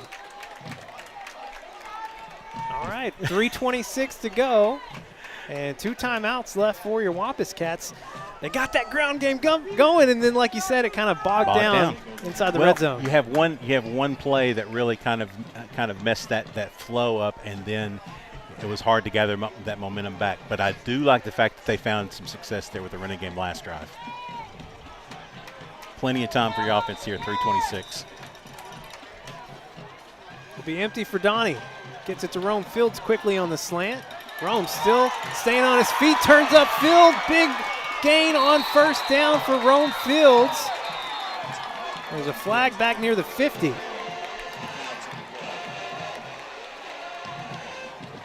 That's impossible. They're going to call an illegal block.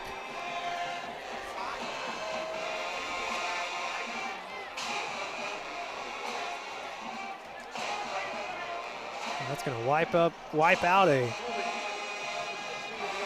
beautiful play. It's going to be holding on Jackson Anderson. Wow.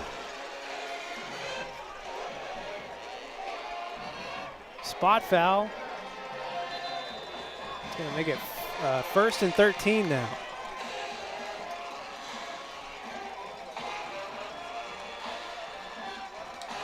Donnie looking deep for the first time tonight for Chris O'Neal. It's incomplete. Knocked away out on the far side. I'll tell you what, though, I like my chances. That's a great throw there by Donnie, and we're not going to get that call. It doesn't look like all night tonight, but I like that vertical throw. They had man coverage on the very far boundary. It was just a go route, just maybe a little underthrown. 2nd and 13. Donnie finds Rome Fields. Perfectly placed pass, and Rome still fighting for yards. Down to the 35. Great job. That was a fantastic route and throw. Just spectacular. Just awesome. Donnie flushed out to his left. He's going to throw that out of bounds. Yeah, they had double coverage down the vertical with, who was that? That was OP. Omarion Pace. They had double coverage down deep, which is where he was trying to go early. Great job by Donnie. Now, back to that throw earlier. I mean, it was a route inside the zone, timed just perfectly. Great spot throw. Good catch by Roman. Good after the catch as well. Got to see some more of that in that zone. Find the soft spots. Jack Shriver checks in at receiver. 2nd and 10. They swing it out to Boogie Carr on the far side. Boogie trying to cut up field. Just nowhere to go. Well defended out there. And TJ Lindsey working all the way out there on the boundary. Yeah, I mean, going wide on these guys is a tough proposition at the very best because they are so fast on the edges, so big out on the edges. You got to really try to get to the spot where you can plant your foot and go vertical. 3rd and 11. It's empty for Donovan. Working the clock a little bit here, too. That's okay. It's a good job. He steps back into the backfield. Donnie finds Chris O'Neal near the 30. Gain of about 6 or 7 there. Going to bring up 4th and about 4. Yeah. No question here. Wampus Cats keep the offense on the field.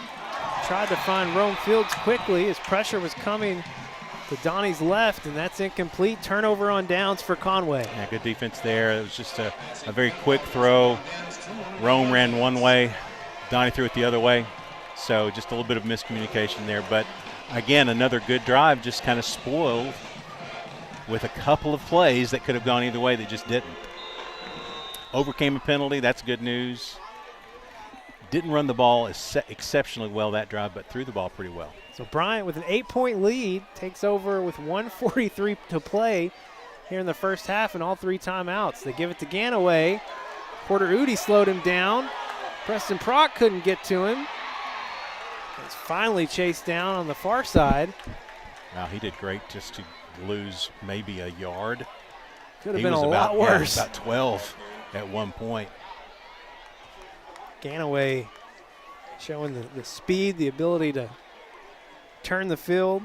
Now, Bryant wants to score here, but they also get the ball to start the second half, so they're not as probably keen as they would be otherwise. We saw what they did against North Little Rock, though. They hit it very quickly. Down to 1:04 on the clock. Singleton in motion. They'll give it to Ganaway. He put it on the floor. Conway recovers. Wade Simpson, who else? Oh, my goodness, Wade. Have a night. Stop it. and coming over, getting out of onto the sidelines. In a short field for your Wampus Cats with 56 seconds to play here in the first half. 2 timeouts left. So this time, the clock is not necessarily the problem here. Okay. Well, this is the area of the field that things have stalled out. Their defense jams up even tighter, and so you've got to find a way to get beyond it. Is what you've got to do. Start with a run here. Boogie Carr working that middle, falling forward inside the 15.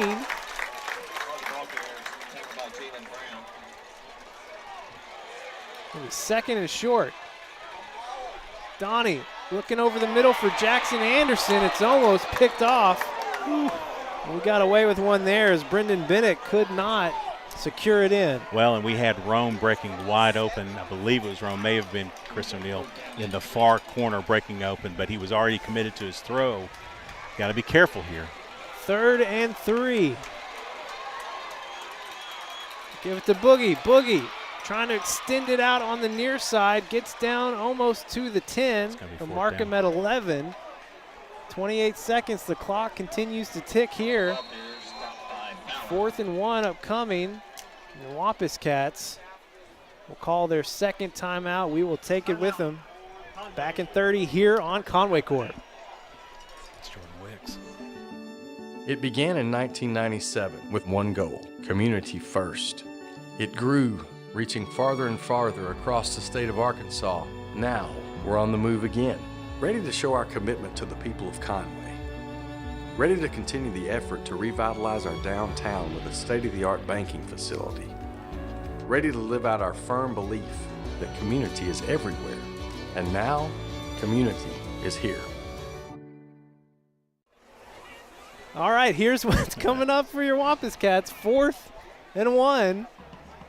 With 28 seconds on the clock and just one timeout left. Yeah, and I'm looking for Mejia, and I do not see him. Oh, no. No Mejia on the field. Yeah.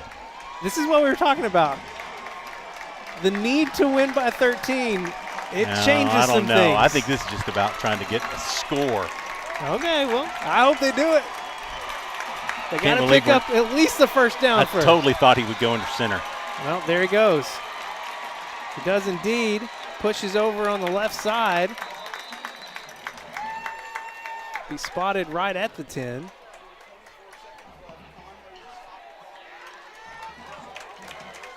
Got the first down. It'll be 1st and goal. From the 10, clock is ticking. Donnie looking for Chris O'Neal on the slant. And that's incomplete. Stops the clock at 15 seconds. Yeah, good play by their defense there. That had if the throw is actually probably leading him a little bit, it might have been a good point to make a touchdown, but not quite. Clay Fisher in motion. Donnie rolls out that way. Lofts it up. Incomplete. 9 seconds on the clock. Well, that was Jalen Chambers, 5 foot, what is he, 5'6"? Taking on 5'7", TJ maybe? Lindsay. Yeah. Yeah, he's 5'9", 5'9". 180. That's gracious. and TJ Finley, is that his name? TJ Lindsay. Lindsay is 6'13". 3rd down. 3rd and goal from the 9. 9 seconds on the clock.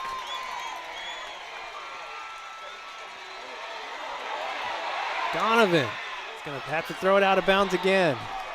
2 seconds on the clock. It's 4th down, and here comes. Pass was thrown from outside the free blocking zone and beyond the line of scrimmage. And here comes Adrian Mejia for the 4th time tonight. Wow.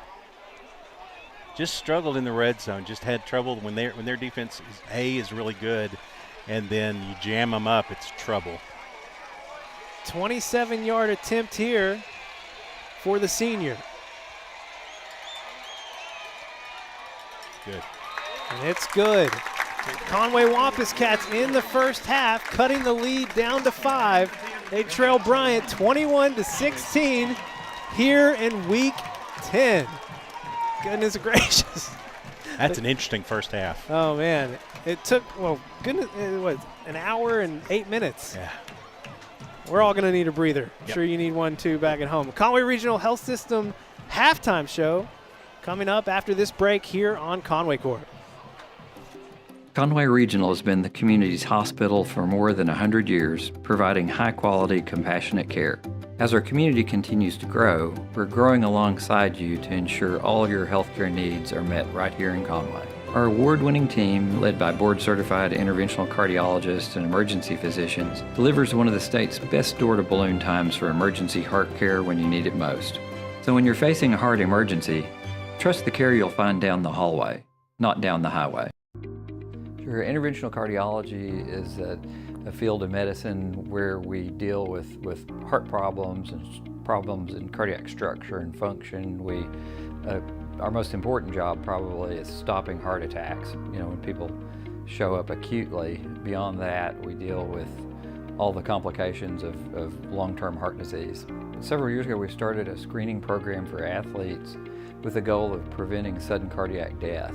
You know, we all see, you know, somebody on TV every year who drops dead during a football game or basketball game, and there are certain things that we can screen for to try to prevent that. You know, identify those people early, fix problems that can be fixed, and you know, potentially keep athletes from having unnecessary, you know, bad outcomes. Receiving a cardiovascular diagnosis quite often does not mean the end of the career. You know, it may mean some changes in particular sport they participate in. It may mean that they need certain medications or a little bit closer monitoring. But we do everything we can to make sure that there's some way for an athlete to continue to participate in something they enjoy. Well, the key is exercise. You know, ideally we want 30 minutes of some kind of high-intensity exercise 5 days a week.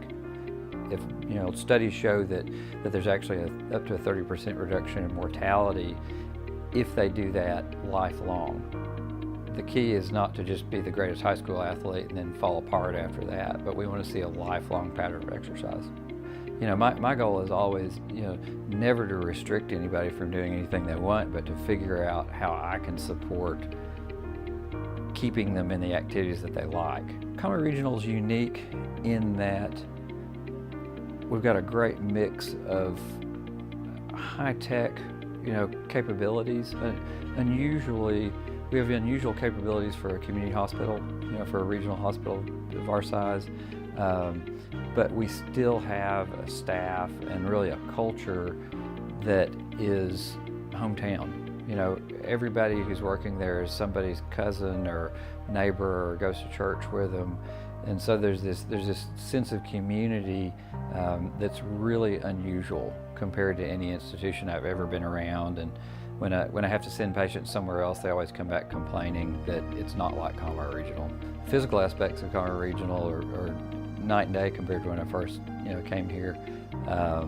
We've had an incredible expansion of specialty care. There's very little in the heart realm that we can't take care of. Conway Regional's investment in technology and capabilities for the community so that you don't have to go somewhere else have really been amazing.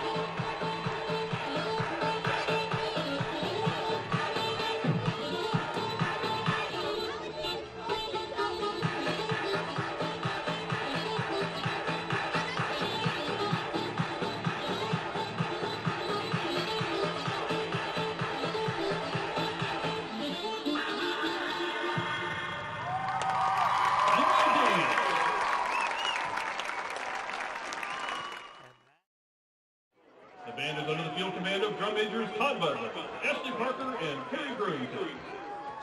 Tonight we'll feature trumpet soloist Will Sellers, guard soloist Isabella Galloway, and Devin Jones on the drum set. We now invite you to sit back and enjoy Rolling.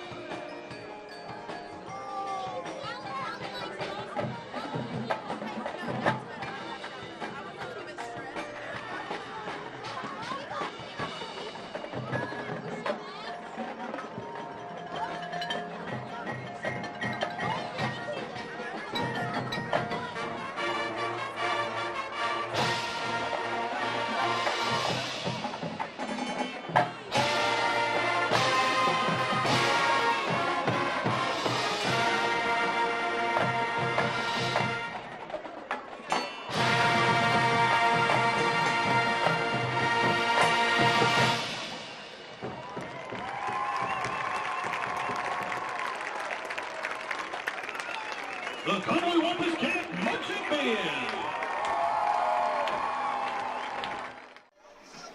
All right, back live here in Saline County. That was a replay of our senior night dance, cheer, and band performances from last week's Week 9 game against Jonesboro back home. So glad we could bring that to you. And we've got about 6 minutes on the clock here still at halftime. We assume they'll probably add a few more minutes at some point. But we just thought, well, first of all, we could talk forever. Let's just be honest. I mean, Gabbers. That's who we are. Yep. So, yeah, we're just going to run through some different things, talk about the first half. It is 21-16 if you're just tuning in for the first time. I know it's Saturday night high school football. What's up with that? Well, there were storms. I don't know if you remember this. It happened yesterday. But a lot of teams in the 501 area moved their games up like an hour. Some as early as 3:30. I think I saw a few games kick off really early yesterday. But in working with Bryant, it's senior night for them. I don't think moving it to Thursday probably wasn't going to make much sense for them. And so, let's do everything for Bryant. Well, we had to work together, Tim. That's how it goes. Superintendents and all that stuff. So they ultimately moved it back a day to Saturday, although that's going to have an impact for probably one of these teams because there's a great chance that the greatest chance is that your Wampus Cats could end up being the 3 seed if this score continues to hold as it is, which means they're going to have one less day to prepare for their first round matchup. And I don't want to belittle anybody on the other side of the bracket or in our bracket, but we're playing the 6th seed out of the West, and the West is really down this year. Yeah. They're other than Bentonville and Fayetteville. Really, there's some struggles there. So, not that you don't need those extra days, you do. Everybody needs those days, but and after you play Bryant, you're going to need a day to kind of heal. But we do need that day, and if we're the 3rd seed, it's going to be against Springdale Harbor. They struggled all year long, so yeah, it's a deal. I don't want to dismiss it, but also I think we'll be good to go. I just don't want to play next weekend. I would rather win this ball game by 14. And win a coin toss. Is that too much to ask? Is it too much to ask? I don't think it is. Although in the pregame you were just saying, I just want to win this game. No, I do. And I will tell you, that was not looking great at the start of the ball game. Yeah. I mean, we get to run the ball out decently, have a penalty on the special teams, dropping us back into the 10-yard line. A couple of plays, and you're almost sacked in the end zone. You punt the ball, they get it. They start at our 25 or so, maybe 30. It might have even been down to the 20. I mean, it was a and real one short play. field. It doesn't matter because one play and they're done. And so you're thinking, well, here we go. It's the house of cards is all going to crumble down. But welcome to Bryant. But kudos, I said that. But kudos to your Wampus Cats because I mean, from that point, you could tell something just kind of clicked there. And at one point, we're leading 13 to 7. Yeah. We had a 6-point lead. Yeah, so I'm very pleased, even if this game doesn't go our way at the end, very pleased about how we faced adversity down and bounced back very quickly. Let's go ahead and pull up the first half stats because it's been very evenly matched in terms of offensive production. Both teams very similar. Look at that, though. 15 first downs for your Wampus Cats, 9 for the Hornets. Yeah, wow. A lot of first downs, but then stalling out once you got in the red zone. And we've attempted 4 field goals and made 3 of them. So huge night for Adrian Mejia. And he doinked one off of the other one he missed. Yeah, I mean, it was so close. He might have been 4 for 4 almost. But the turnover stories has been part of it, too. Your Wampus Cats are winning that battle 3-2, and they jumped out 2-0 early, and then Bryant kind of came back and on 2 straight offensive possessions for the Wampus Cats got turnovers. Yeah, and we've not done as well this year in terms of creating turnovers. Last year was just a remarkable year. It was a record-paced year. This year we're not as keen on that, so you don't want to spend as much time turning the ball over because you're not really getting it as much. But tonight we've done a good job. I believe one pick and a couple of fumbles, and nice. Coming into tonight's game, your Wampus Cats were +3 in turnover differential, so they've moved. It's +4 now, but they've had 2 turnovers of their own in the first half as well. Well, when you don't get as many possessions like last year was such a dynamic year last year because we had so many opportunities to score, and we were scoring on them. This year, we've done really well with the limited amount of possessions we've had because we've not created a lot of extra possessions. So Donovan Amalo, 11 of 27 passing for 92 yards and the 1 interception. Boogie Carr, 15 carries for 49 yards. Jalen Chambers, 4 for 30. And Donovan Amalo has rushed the ball 7 times, just 1 yard, but the 1 touchdown. Yeah, the quarterbacks don't get much of a break there other than Walker. What is Walker's stats on running the ball? Walker rushing, he's leading the Hornets, 7 carries for 39 yards and the 1 touchdown. Yeah, he's been very keen on just pulling it down and going. And I will tell you that I think that you might see Donnie do that a little bit more. Now, we did get our running game going a little bit, and our tempo created some good things for us. But we may need to see Donnie's legs tonight in terms of getting us out of some troublesome spots. Yeah, and it wasn't really until the second quarter that the rushing attack began to pick up for your Wampus Cats. It was looking pretty rough there in the first quarter. Well, and the catches we've made, kudos to Donnie and to our receivers, we've not been open very much tonight. I can think of one ball where we were like, okay, yeah, that's open. Normally we're running free. We got guys running free, but Bryant, again, to their credit, they're a great program. They have had man coverage, and they've been locked down on us. They've had zones, and they've picked it up, and they're pressuring Donnie to the point where he's making having to just throw the ball out of bounds or just making bad throws. Some of that is about having to roll out of the pocket with pressure out of the pocket. You normally want to get out of the pocket to relieve some of that pressure, but we've seen pocket pressure go all the way to the boundary. Yeah. Let's go ahead and talk about what's at stake, and we talked about it all night. We talked about it in the pregame, but just want to remind you in case it's your first time tuning in tonight. Keith, if we can go ahead and bring up, these scenarios here. So with a Conway win, it's complicated, right? Because it's not just win. It's you really need to win by 13 points, at least 13 points. That would then create this perfect triangle tie between Cabot, Bryant, and Conway, and it would come down to a coin flip, which you can see these scenarios here. If your Wampus Cats come back tonight, they win by 13 or more, there would be a coin flip scenario. If Cabot loses the coin flip, and by the way, the coin flip determines the lower seed.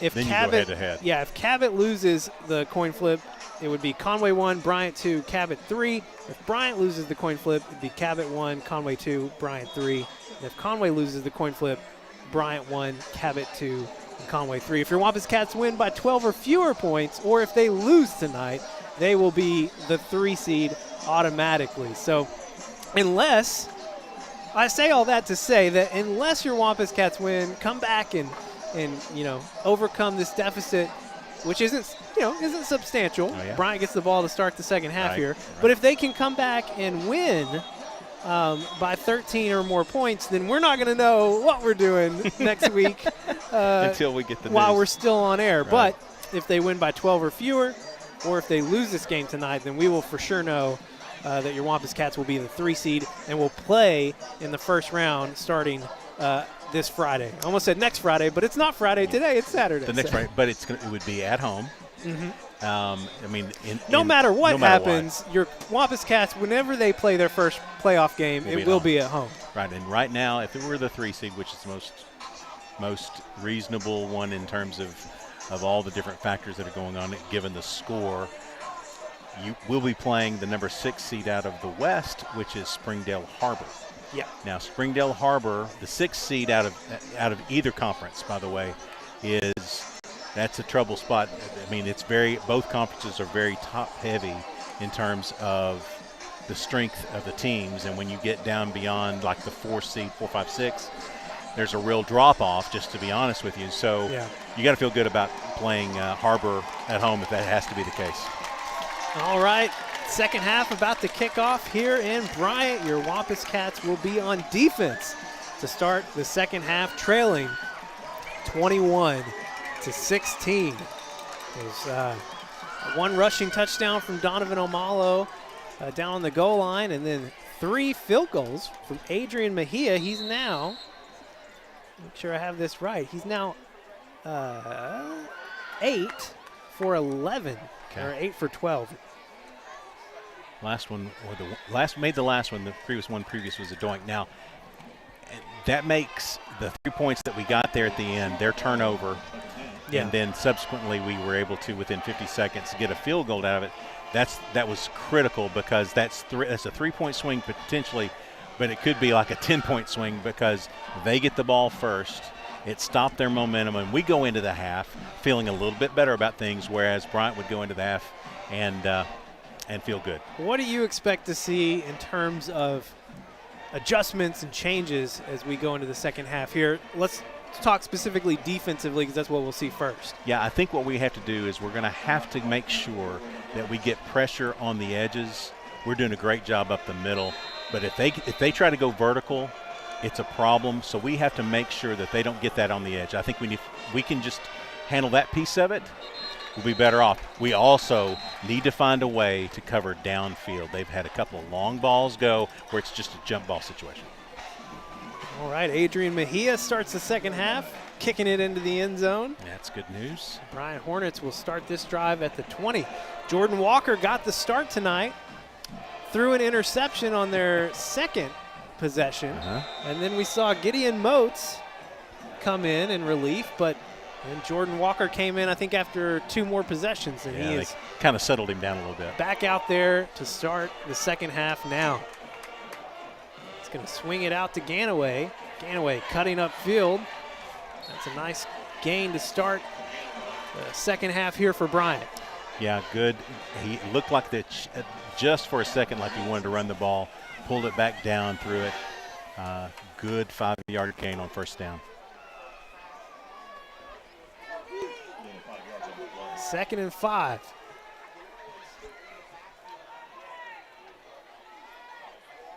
Walker rolling out to his right.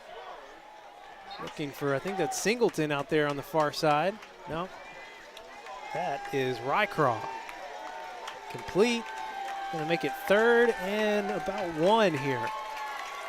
Yeah, good throw there. Hat was under duress. I thought, too, he was going to Singleton out there longer, but he chose the short route, but got him in 3rd and 1 position.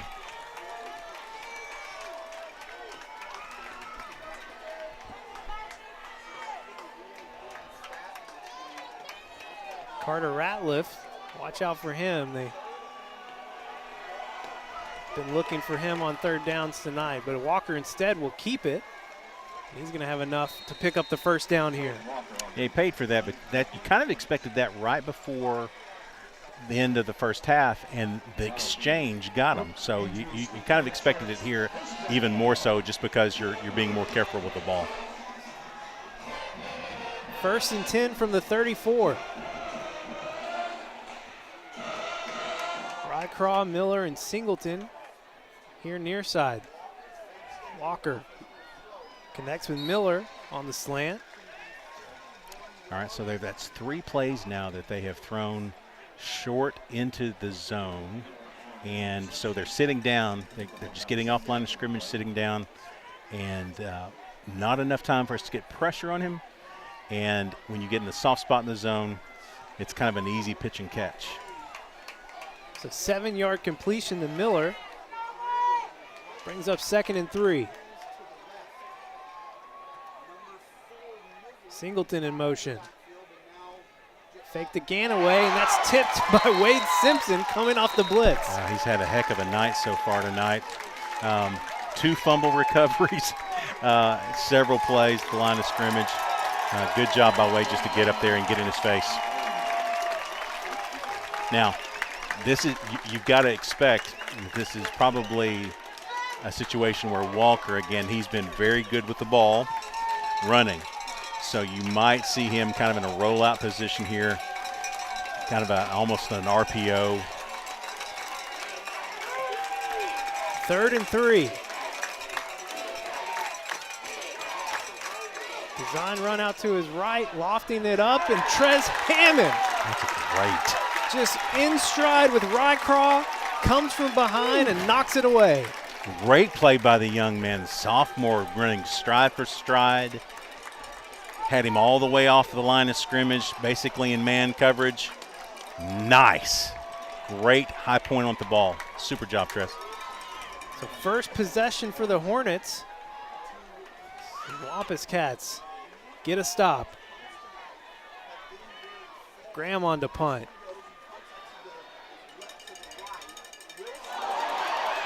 Q Wilson has trouble bringing it in. We'll end up with it. Thank you, that Q. That was terrifying.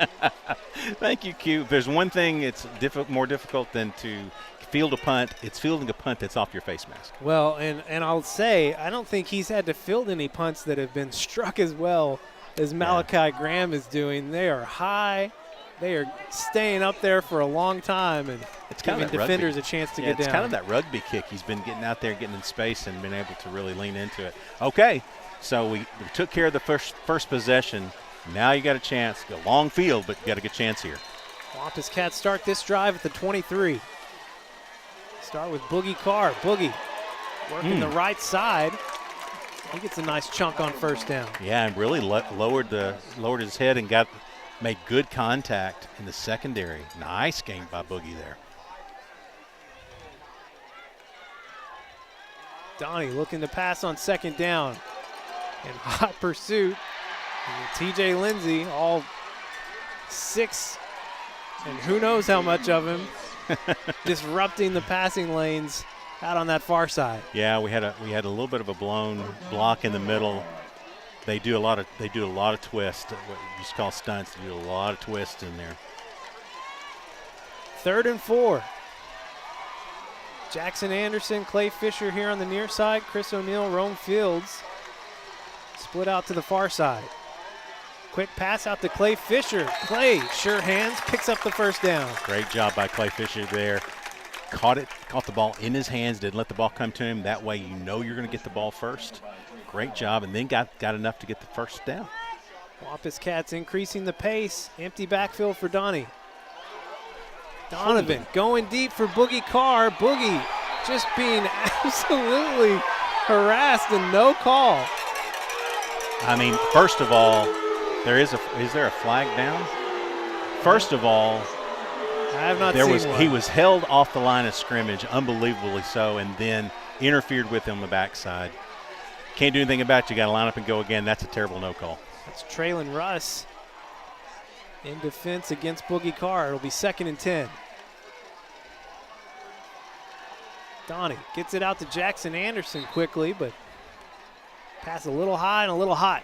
Yeah, they let the fastball go there. Got to find that spot in the zone and then drop it in. It's got to be really timed now. 3rd and long. This is definitely behind the sticks kind of move here. You're going to have to make a play.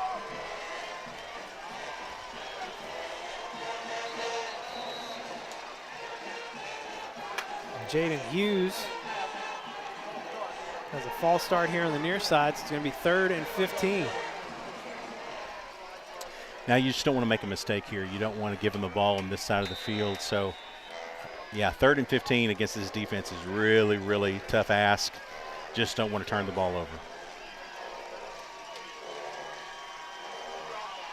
Donnie looking deep for Jackson Anderson. Jackson coming back for it.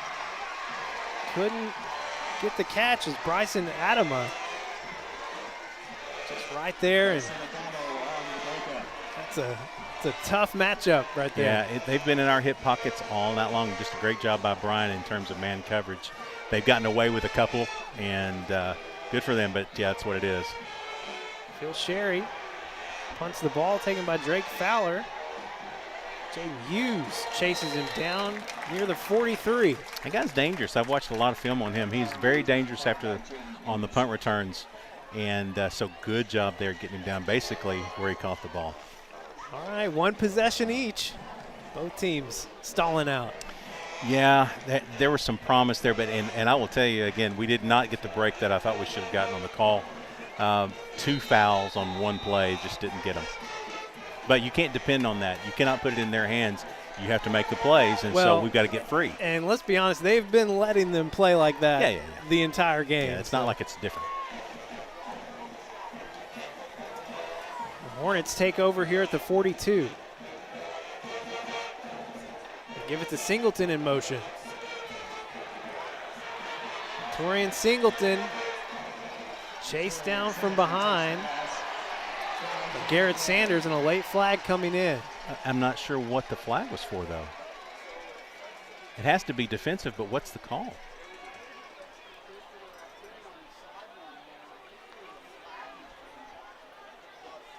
Kind of wonder if it might be another horse collar tackle. No, I mean, it was right at the tackle, so I don't know. Maybe it could be an offensive foul, but Buck James is an interested observer, and he's giving his commentary, as I'm sure Keith would have been doing on our side. Yeah.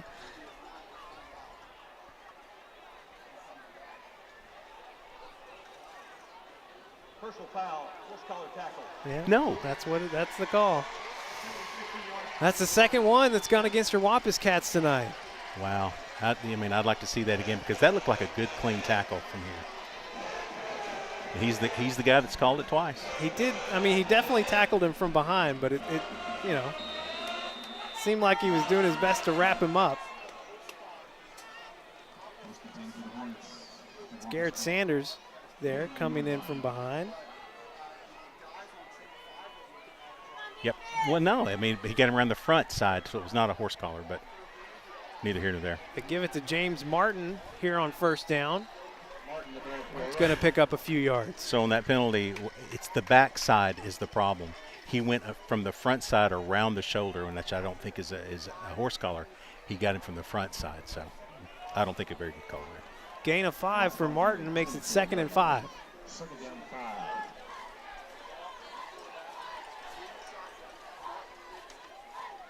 Walker fakes it to Martin, looking over the middle. Connects with Ratliff. It's going to be close. They will give him the first down. Just sat down again. That's that thing that they've done the second half is they have sat down in the zone, quick pitch, get 4 or 5 yards, 6 yards, and gives you a chance to make all kinds of plays. Walker looking to pass under pressure. He's trying to find Jordan Knox, but the pass was well too high, and Trez Hammond was right there too. Yeah, good pressure from the pocket side by your defense, and then good coverage on the edge. There was really nothing there for him, and so smart play by Walker just to throw the ball away. 21-16, Bryant with the lead here in the third quarter. 7:16 to play. Walker looking left under pressure. He's going to escape, gets the pass off, but his receiver fell down, and Trez Hammond was right there to haul in the interception. There is a flag back near midfield around the 15-yard line. I think the lineman was downfield anyway. Well, if the play doesn't go against your Wampus Cats, this will be the second interception on the year. Okay. So you called it, Tim. Penalty will be declined, of course, and your Wampus Cats will take over at their 1. Who believes that either Donnie or Chambers is going to get the dive play here? I mean, you got to get it out from the goal. Great job by Trez just to stay with it. Receiver fell down, but that was man coverage 6'10" on a 5'5" guy. It's not quite like that, but it seemed like it. Start this drive from their own 1. Quick pass out to Rome Fields. On the far side, he's going to go out of bounds near the 4, so a pickup of 3. It doesn't seem like much, but that feels a whole lot better. It gives you a chance to hand the ball off in your kind of your draw play, your zone read. A little bit of breathing room. They do that here, Jalen Chambers. It's going to pick up a couple more yards here. Okay, now you got to be thinking, man, you really need a first down here just to get out of the shadow of your end zone. 3rd and 5 at the 6. Could be a good time for Rome Fields.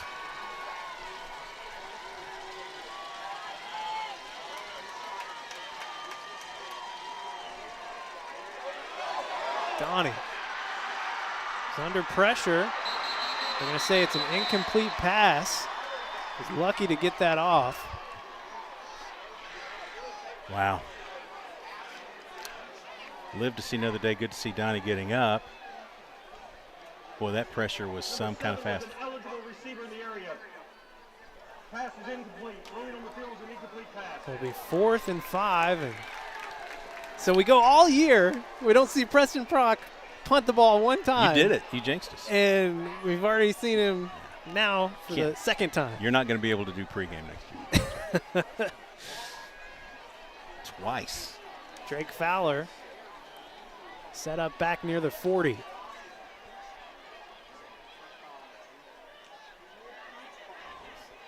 Fowler takes it off the hop at the 40.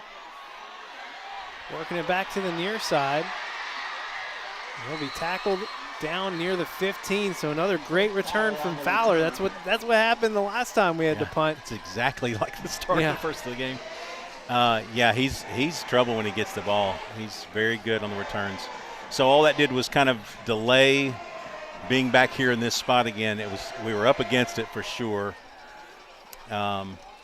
Good thing we didn't get a turnover in the end zone. That was the good thing there. But defense has got to rise up once again.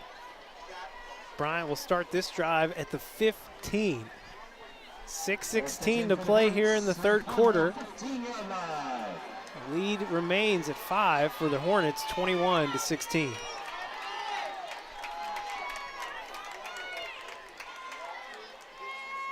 Walker gives it to Ganaway here. Ganaway getting low.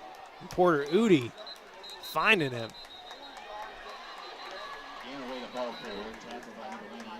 Nice job by the defense. I mean, it was a gain of about 3.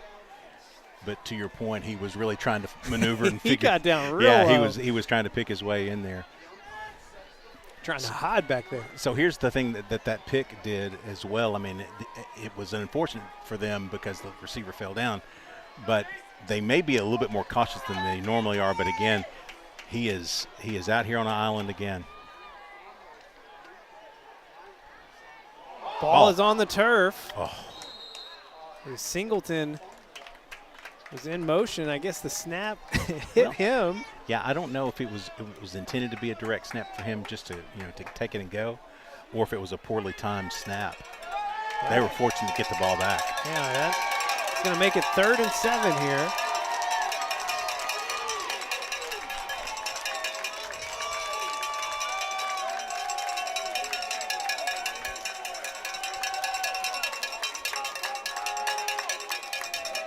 Martin in the backfield beside Walker. Walker quickly out to Ratliff. Q Wilson. No. Q says no. Q says no. Q says no. Great job by Q. I mean, again, 84 is literally 6'3", 6'4". Well, they ran this almost this exact play in the first half, and it was a touchdown. Great job by Q there. All right, field goal here makes it 24-16, which is still a one-score game. Stephen Fuller, 5 for 5 on the year, a long of 37. This will be a 30-yard attempt. Well, it's going to be a little longer than that.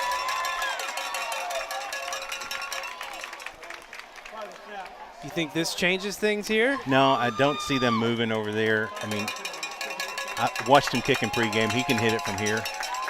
It's just dead on. Yeah, it's right in the middle of the field. It makes it an 8-point game, which is important. You'd been 4th and 12. Yeah, I think you kick it. He'll be kicking from the 24. It'll be a 34-yard attempt.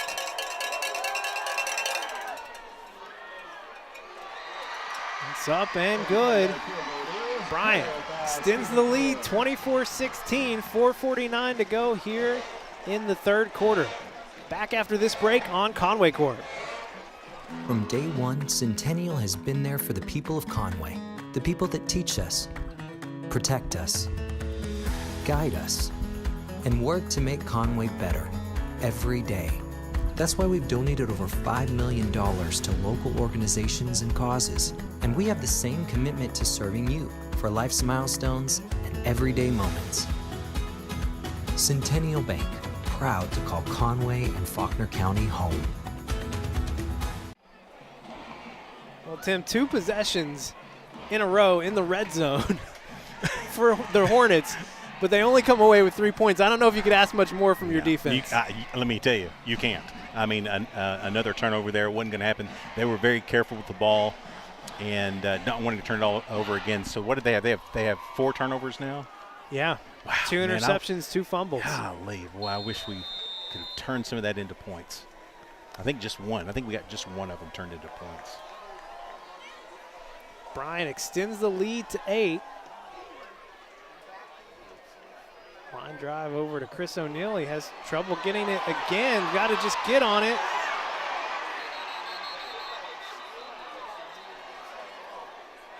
I think your Wampus Cats ended up with it. We have man, avoided oh man. disaster twice. Woo! Who was it that came up with it? Jacoby Wade came out with it. You know, they've said Jacoby is always around the football. Didn't probably mean it that way, but you know, that's one of those things. It seems like that. Okay, just pick it up. But you've got 11 guys just bearing down on you. It's not that easy, and the ball has points on both ends. Who designed the football? It's ridiculous. Wampus Cats will start now at the 11. They've been on this side of the field a lot. Boogie Carr giving some breathing room there. Yeah, that's a good first play. We've been behind the sticks a lot after first down, sitting on second down, second and long, third and long. It's good to be 2nd and 2. Give it to Boogie again. Man, Boogie got ahead of steam, but he says he's got the first down. We'll see.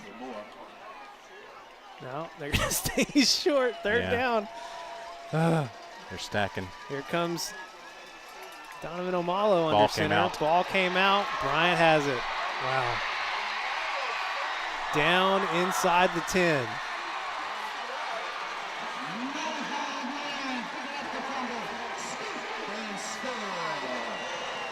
Third turnover of the night. There is a flag. Yeah, it's going to be unsportsmanlike on somebody. It's either going to be on Chris O'Neal or number 12.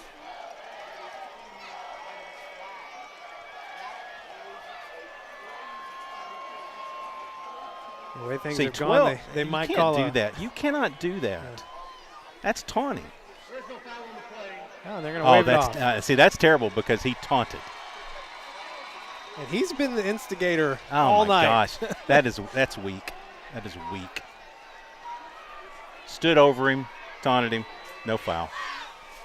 The Hornets, for the 3rd straight possession here, in the red zone again. James Martin. Goodness gracious, I don't know how he got all the way down there, but flag coming in. Flew in from the umpire, I believe. Hoping it's holding, but could be anything. It could be face mask on your defense.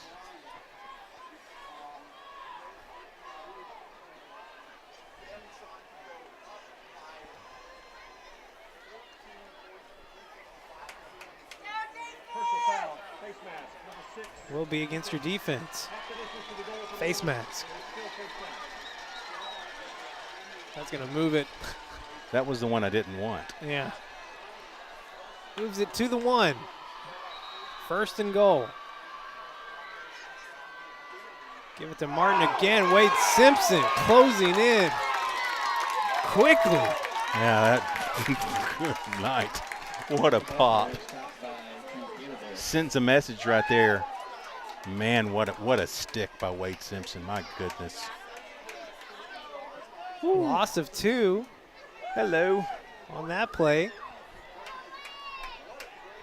Drops it back to the 3. Martin knows who 4 is.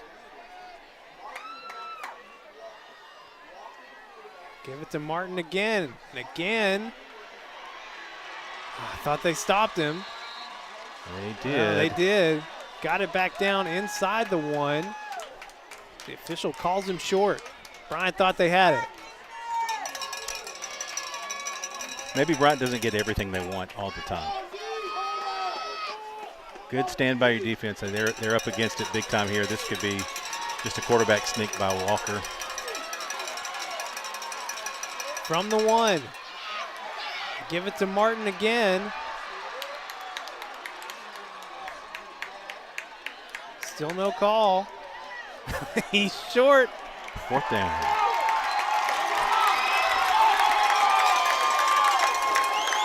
Conway fans. You got to get back up and lined up because they're going to go quick.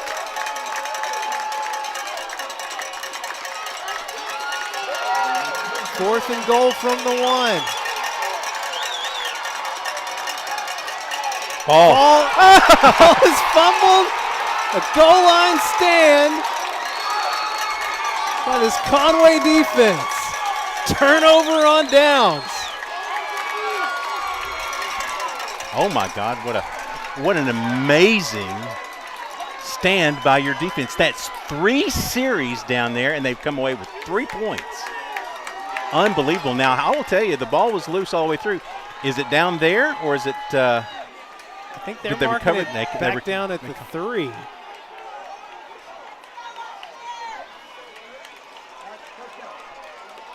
Well, I guess that's where it's going to have to be. Another tough spot here for your offense.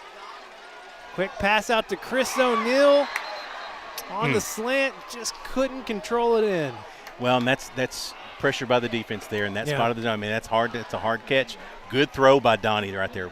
Perfect throw. Just got to make that solid grab. 2nd and 10 from the 3.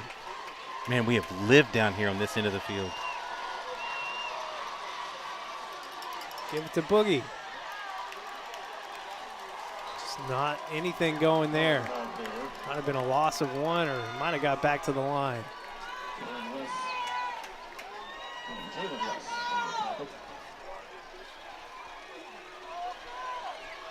It does just get back to the line of scrimmage, 3rd and 10.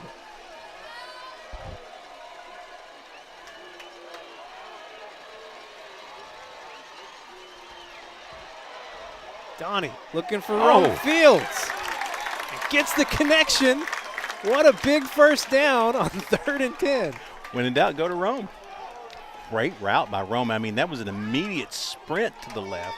Now, Donnie's left-handed. That's his strong side. Immediate sprint to the left side. Great route by Rome. Boogie takes the carry here. He'll fall forward for a few yards. Man, he's had some tough yards tonight. My goodness. Gain of 2, 2nd and 8. Sling it out to Rome Fields. Rome avoids 2 tackles, still on his feet. Somehow, he's got another first down. My goodness, Rome. Just everything. Watch this. Comes on the in motion to the boundary. Great catch. No. No. No. Yes. Lala gets out of the backfield. It's empty for Donovan. Donovan going up for Lala Smith. Lala's hands being impeded all the way downfield by Jalen Brown. I mean, it's impossible to get a call. Even on your boundary, it's just impossible to get a call. 2nd and 10. 53 seconds to play. Here in the 3rd quarter, Jalen Chambers spins out of a tackle. He's got 5 or 6 on 2nd down. That's Coach Kelly making it, and I mean, Chambers did everything he did there, making it more 3rd and manageable. What a great spin move by Jalen there. Ball spotted down at the 31. It's 3rd and 5.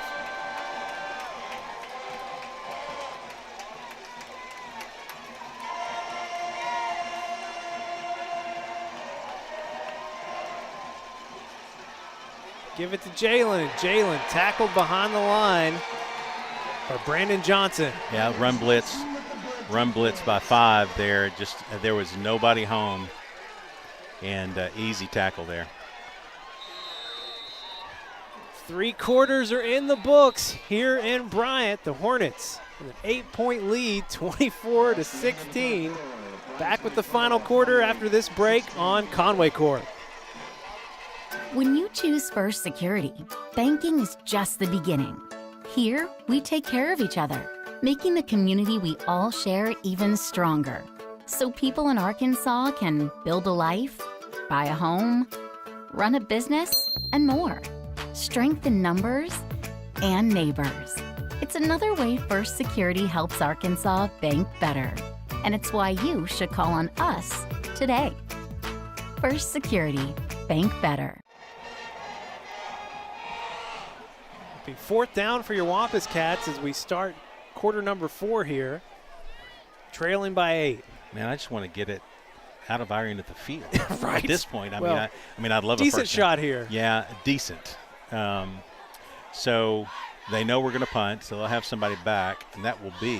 That'll be Drake Fowler. Yeah, and again, he is really, really talented. Going to have to get somebody flying down there. You got Chris O'Neal on the edge here. Might try to kick it to this side.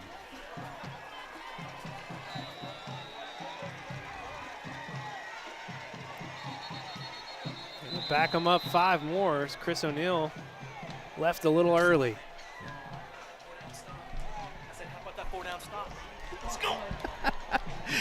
We're right beside the Conway coaches, man, and they are pumped about that 4th down stop on the goal line. It was something It was else. huge. Yeah. Kept the game a 1-score game. And your defense, they've answered the call several times tonight. This offense has had trouble moving the ball. Yeah, and when you're backed up, that far, yeah, it changes the complexion of everything. All of your options are not on the table at that point. Ball's back at the 23 now. Angled punt over to the right side of the field. Will not be returned by Fowler and takes a little bit of a Conway bounce. So finally, Bryant starting to drive on the other side of the field. The key was to get the ball on the ground very quickly, so good job by Sherry there. All right. They do start at the 37. Still a 1-score game at this point. Going to need another break. It's been four turnovers now for at least. Or is if it they five? If they count now? that as a fumble, it's 5. Walker hands it off to Ganaway to start this drive. Slowed down out on the far side by Jonas Cecil, but picks up 4 yards here. Yeah, but here's the thing, though, and this is a great sign of a great running back. He had nothing going on. He immediately planted to try to get a vertical and did a great job there just to get what he got. 2nd and 6. The Hornets move trips over to the left. Ratliff here on the near side. Oh, motion. Sorry. Sorry, everyone. Sorry, everyone. That's me. Hey, they caught it. They heard you. It's a good job. It's going to move it back. It's so bad when I do that. 2nd and 11. Listen, Fan Tim. Occasionally Fan Tim makes an appearance, and you expect it. The likelihood is even higher when you're in Saline County. I'll just say that. It does amp up a little bit more. We got to be better, though. Got to be better. But that was a false start. And I called it. They got it. And I even know who it was on, 75. Makes it 2nd and 11. Walker passing here. Looking deep. Way far out in front of Singleton, who was double covered there by Hudson Wallace and Q Wilson. Airmailed that one. Wow. All right. 3rd and long now. Man, you really need to tighten up here. Don't lose sight of Walker running out and trying to gain yards. Watch the quick route where they try to pick up yards after the catch. Danger, danger. 10:49 to play in the game. Be empty for Walker on 3rd and 11. Pressure's coming. Wade Simpson gets the sack. DeMarkel McKenzie helps finish it off. What a loss on the play here for Bryant. Wow, what a play. Big D, Wade, just an absolute cavalry charge into the backfield. Loss of about 20. Just a great job by your defense there. Super job.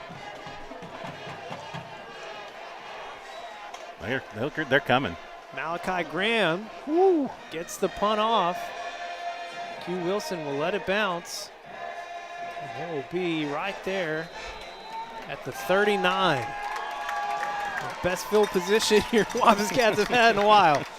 Nice job by the defense there. I mean, really rose up. And really, I mean, it was never really in doubt. They had it 2nd and long, 3rd and long, and then 4th and 30. Really nice job by your defense. Okay, offense, Defense has stopped them. Let's get one here. Start this off with the run. Boogie Carr trying to work that middle. May have got a yard here. Maybe. I mean, it's just tough sledding up the middle. They are so the line of scrimmage is just tough place to be tonight. 2nd and 9, Omari on pace here on the near side. Donnie under pressure, and he can't escape. Takes a big sack down near the 20, and Donnie slow to get up here. Literally trying to sprint backwards to try to make something out of that, and that was almost equal to what we did to Walker previously. He's gonna make it 3rd and 25 now. Yeah. Okay, just got to try to, again, don't want to turn the ball over this end of the field. Not a lot of 3rd and 25 plays. Donnie unloading on the near side for Jackson Anderson.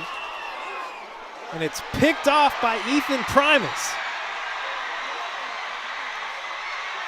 Primus taken down near the 45. Well, jump ball for Jackson Anderson, and Primus just takes it off the tip. Yeah. Real, very competitive throw here. Jackson did a great job of going back to get it, and then literally, that's just a weird play that he gets one. The Hornets take over here at the 44.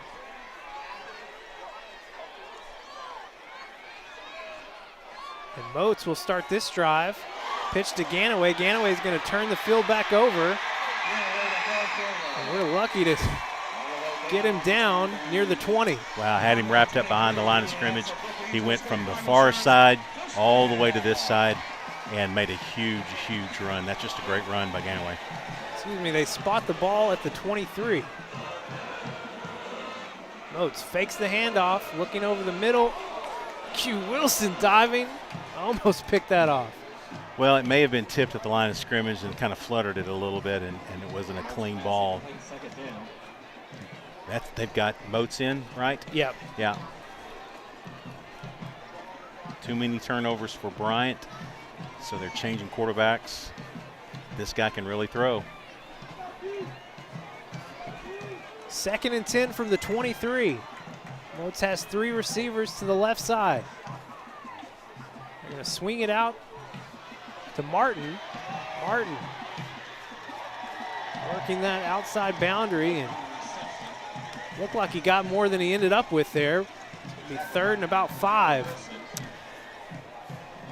Yeah, could have been a holdout on the edge. They didn't call it in space. Receiver Singleton held into it a little too long.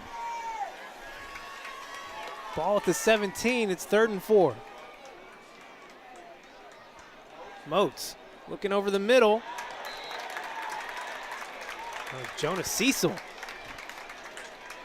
Nicely done. All right, so now they're in a position now where they are one score. Field goal makes it a 2-score game. So there's more value in the kick here than there is in trying to get a first down. Brings on Stephen Fuller again. He had a field goal earlier. This will be a 34-yard attempt. It's up, and it's good.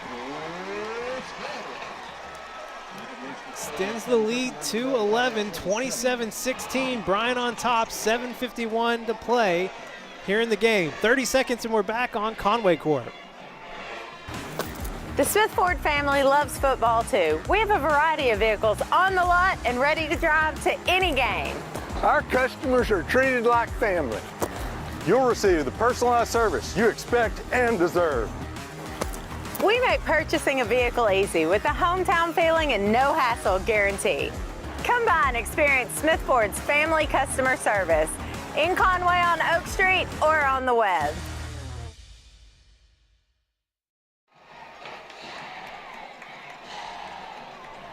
Back live here in Bryant, another field goal from Stephen Fuller.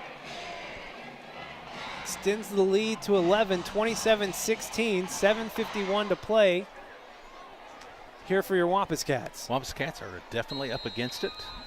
And, you know, it's not impossible. 11 points for us in 8 minutes. But against Bryant, it's asking a lot. Well, that's going to help a little bit. Yeah, all right, good. Ball kicked out of bounds by Fuller. Have pretty decent starting field position here for Conway. Yeah, that helps a lot. No time off the clock either. So all good things there. All right, offensively, they are putting all kinds of pressure on Donnie. I mean, they're just coming to get him, and they're able to do that because their cover guys are really having their way with our receivers. We're going to have to get a break and get one long here.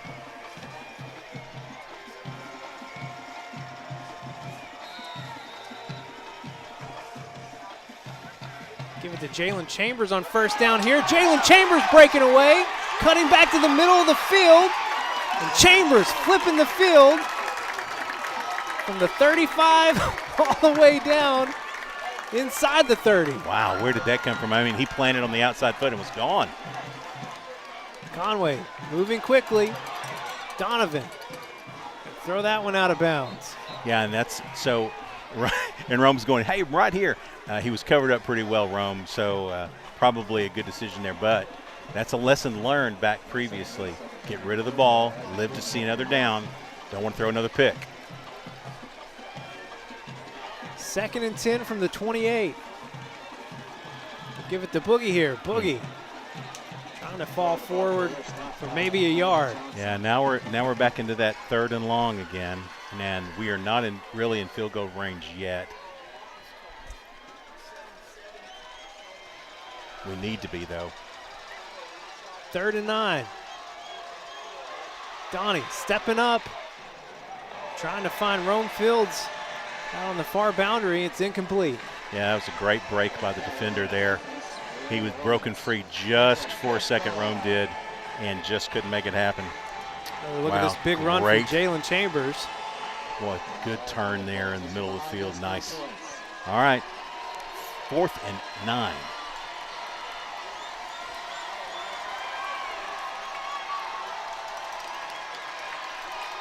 Like you said, just a little too far outside of field goal range.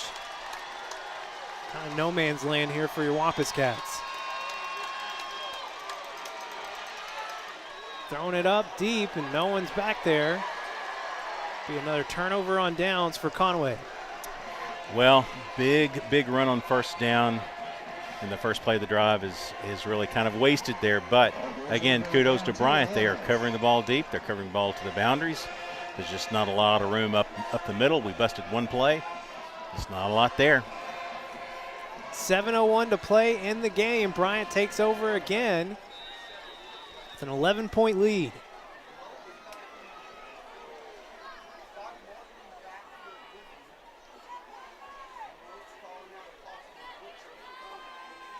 Moats back here. He will run it himself.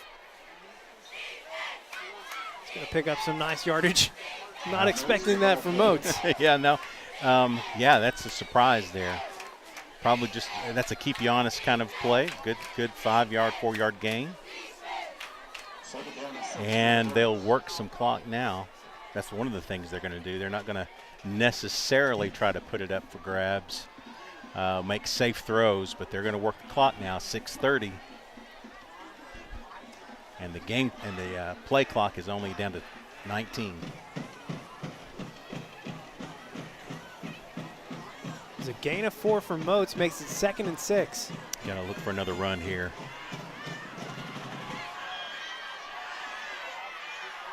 Garrett Sanders coming on the blitz.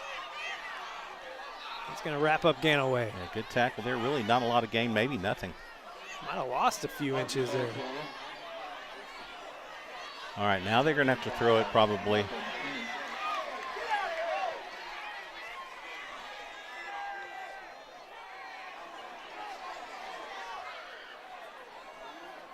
Yeah, I think he lost a yard there. So I'm going to make it 3rd and 8. Like you said, Bryant just content to work as much time off here.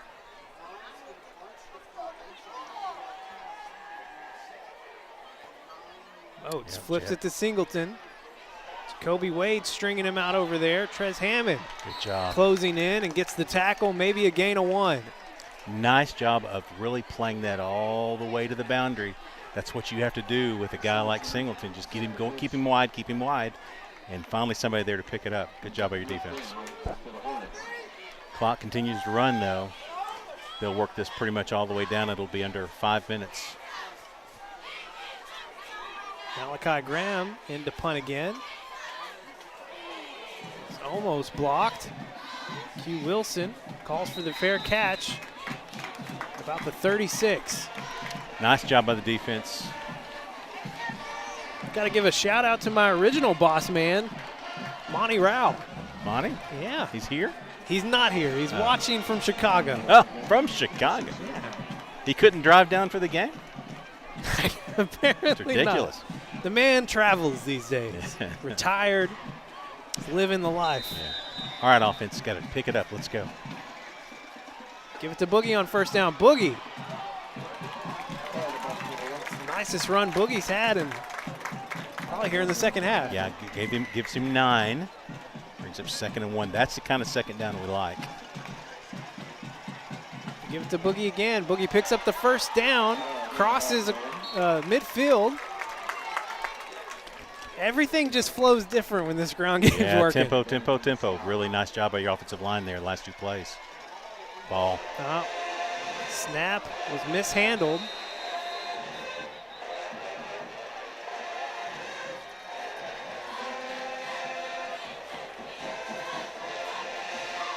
Still no official call.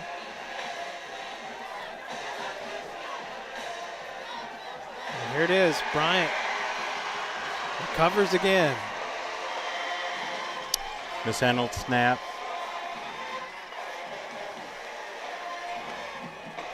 Just both sides of the ball, we've seen a lot of turnovers tonight.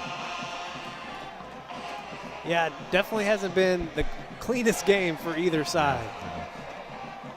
So 4:19 to play. The Hornets take over at the 47 and just continues to dash any hopes Conway's had. Yeah, so we've got they'll be running the ball here almost exclusively. We've got 3 timeouts left, 4:19 to go. So you got to hold them here, just try to get the ball back.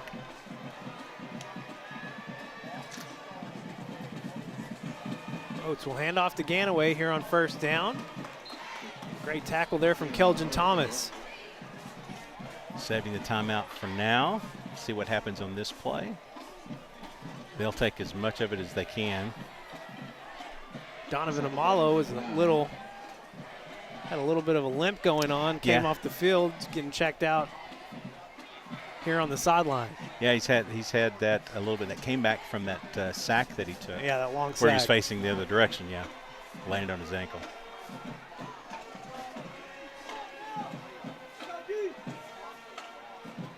Second and 9 for Bryant. Oates swings it out to Ganaway. Ganaway flashing the speed on the outside. He's got a first down. There's a flag, though, back near the 47. Yeah, trying to see. That's got to be a holdout that wide. Well, maybe that explains why he was able to break away it would be easily. Yeah. They're all coming back. It's always a good sign. Holding on Singleton. He's done that a couple of times where he's been out there on the edge, and you know, the receivers have to hold just long enough not to get caught. And sometimes it's just one fraction of a step too long. That's a big penalty. Clock down to 3:30. 2nd and 20? Or thereabouts. Maybe a little bit longer.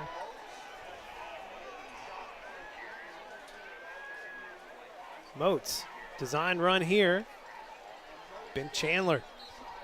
Porter Udy wrap him up. Yeah, good solid tackles there. He only gained about 2.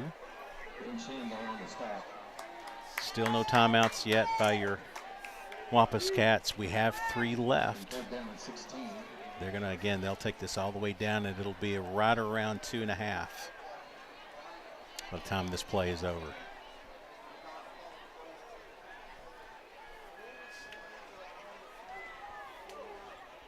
two-score game, 11-point lead for the Hornets, 27-16.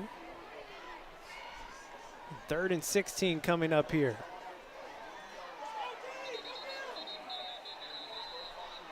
The Hornets will call a timeout. They're about to have a delay of game over there.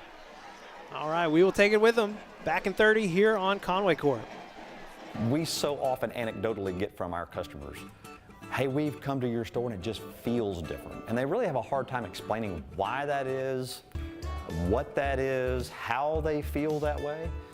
But I think our customers need to come experience for themselves and understand why Caldwell Cares means something here and why it feels different here and why we're here to help you buy a car, not to sell you a car.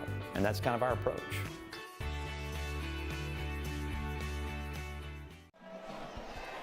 .244 on the clock, 3rd and 16 coming up here for the Hornets. Yeah, it's their offense is they've got to make a lot here, and but they've got the right guy at quarterback who can make a good throw. Moats under pressure on the backside, forced out to his right. He'll run it.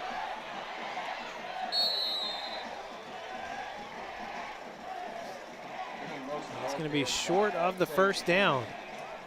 Bring up about 4th down and about 4. They're going to bring in the punt team. Malachi Graham will come on to punt. He did go out of bounds. That's the good news. We didn't lose a timeout there. Sure, we got 11. Q Wilson lined up back near the 10.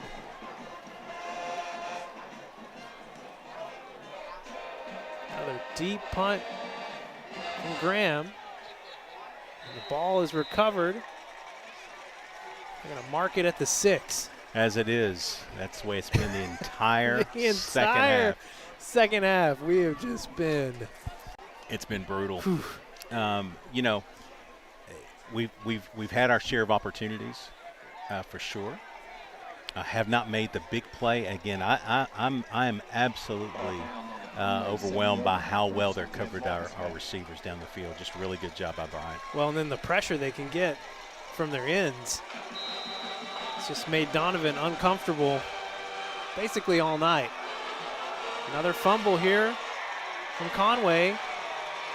It's either going to be a touchdown or a safety, unless they mark it at the 1. But they recovered, though. Yeah. I don't even know how many fumbles we're up to now.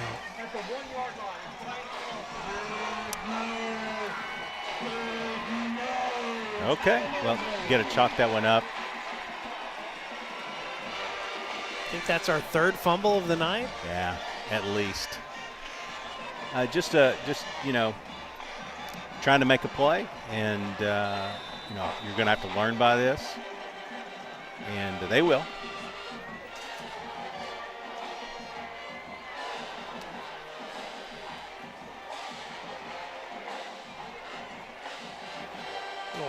Wildcat formation here as Martin takes the direct snap and easily walks it in over on the left side. Touchdown Hornets.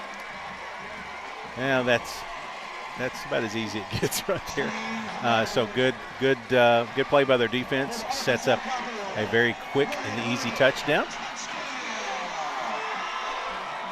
33-16 now with 2:12 to play. Stephen Fuller comes on for the extra point.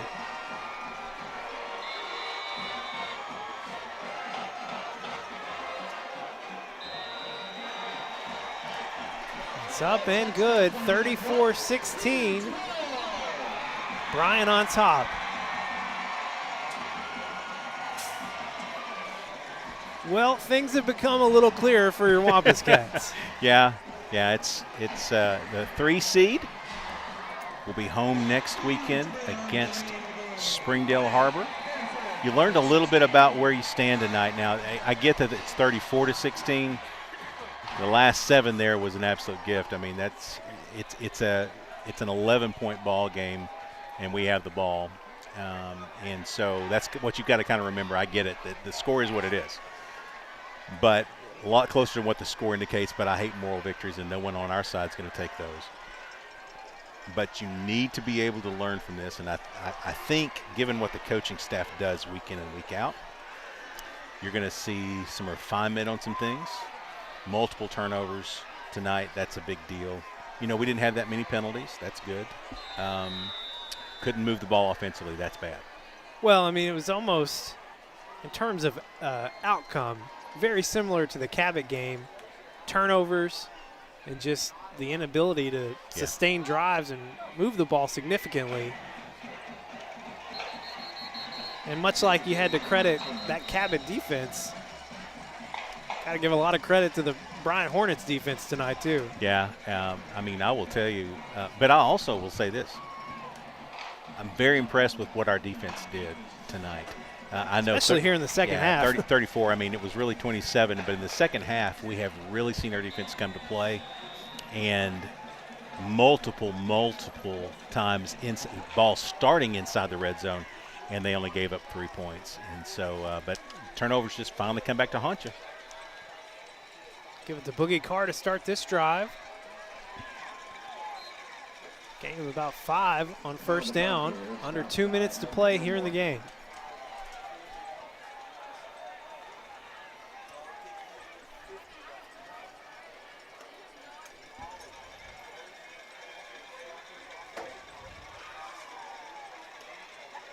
Give it to Boogie again, working the left side of the line.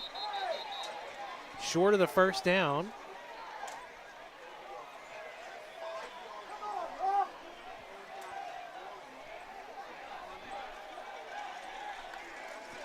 Brings up 3rd and short. They'll give it to Boogie one more time.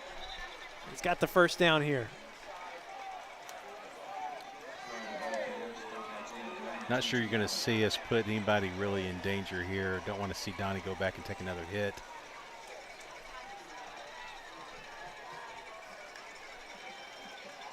He will pass here. He's looking for Dalen Moten. Out on the far side, that ball just tipped away. Yeah, good coverage again by their defensive backfield. We've not been open very much at all tonight, and that is a concern for sure. We finally have matched up against somebody that really shut it down. I mean, Cabot did a little bit, but really Bryant has really been man-to-man, just covered up.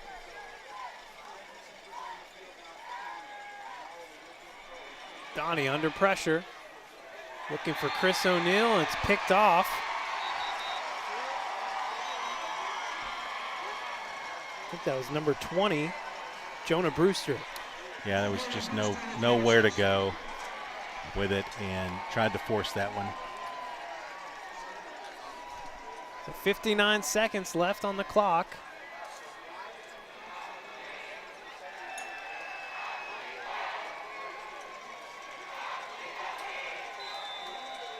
And it will be 50 straight victories against in-state opponents for the Bryant Hornets as they line up in their victory formation.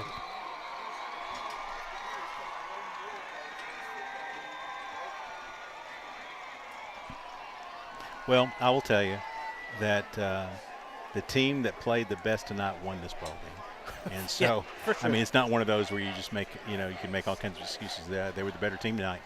And they, they had a lot of turnovers too. They didn't play particularly well at times. This was kind of a sloppy ball game on both sides, but they were able to take advantage of our mistakes while we did not necessarily take advantage of their mistakes. And so that's really kind of the biggest difference in the ball game. Well, Keith, if you go ahead and pull up the playoff bracket, because here's what we know. With the loss, your Wampus Cats are the 3 seed. Bryant is the 1, and Cabot is the 2. So your Wampus Cats, they will be playing this Friday at home, a 3 versus 6 matchup, playing host to Springdale Harbor. Yeah, and that's a matchup I feel really good about. Again, I love being at home. The lower end of the West is not very powerful, and so hopefully we'll come out and really make a good show of it for game 1, and then you get to if we get by that, then it's off to Fayetteville. Off to Fayetteville a place that we have been familiar with. Last year we had to go up there twice, so I think some of these players, probably all of them, would relish an opportunity to go back there and have a different outcome than the last time they were there. That's exactly right. All right, our thanks tonight to Keith Kelly, Dewey Farmer, Jenna Kelly, Alex Douglas, Maggie Risley coming off the bench, Kara Kirby, Justin King, Scott Taylor back home, field producer Wayne Bailey, Javon and Ashton were also here earlier tonight helping set up before the game. And, of course, big thanks to Jeff Matthews. It was fun doing the pregame live. That was nice. With Jeff tonight. Yeah. All right. Didn't go your Wampus Cats way. They will move to 8-2 overall, 5-2 in 7A Central play. They are the number 3 seed out of the 7A Central. They will host the 6th seed out of the West, Springdale Harbor, this Friday, and we will have it for you live here on Conway Corp. He's Tim, I'm Levi. Thanks for watching.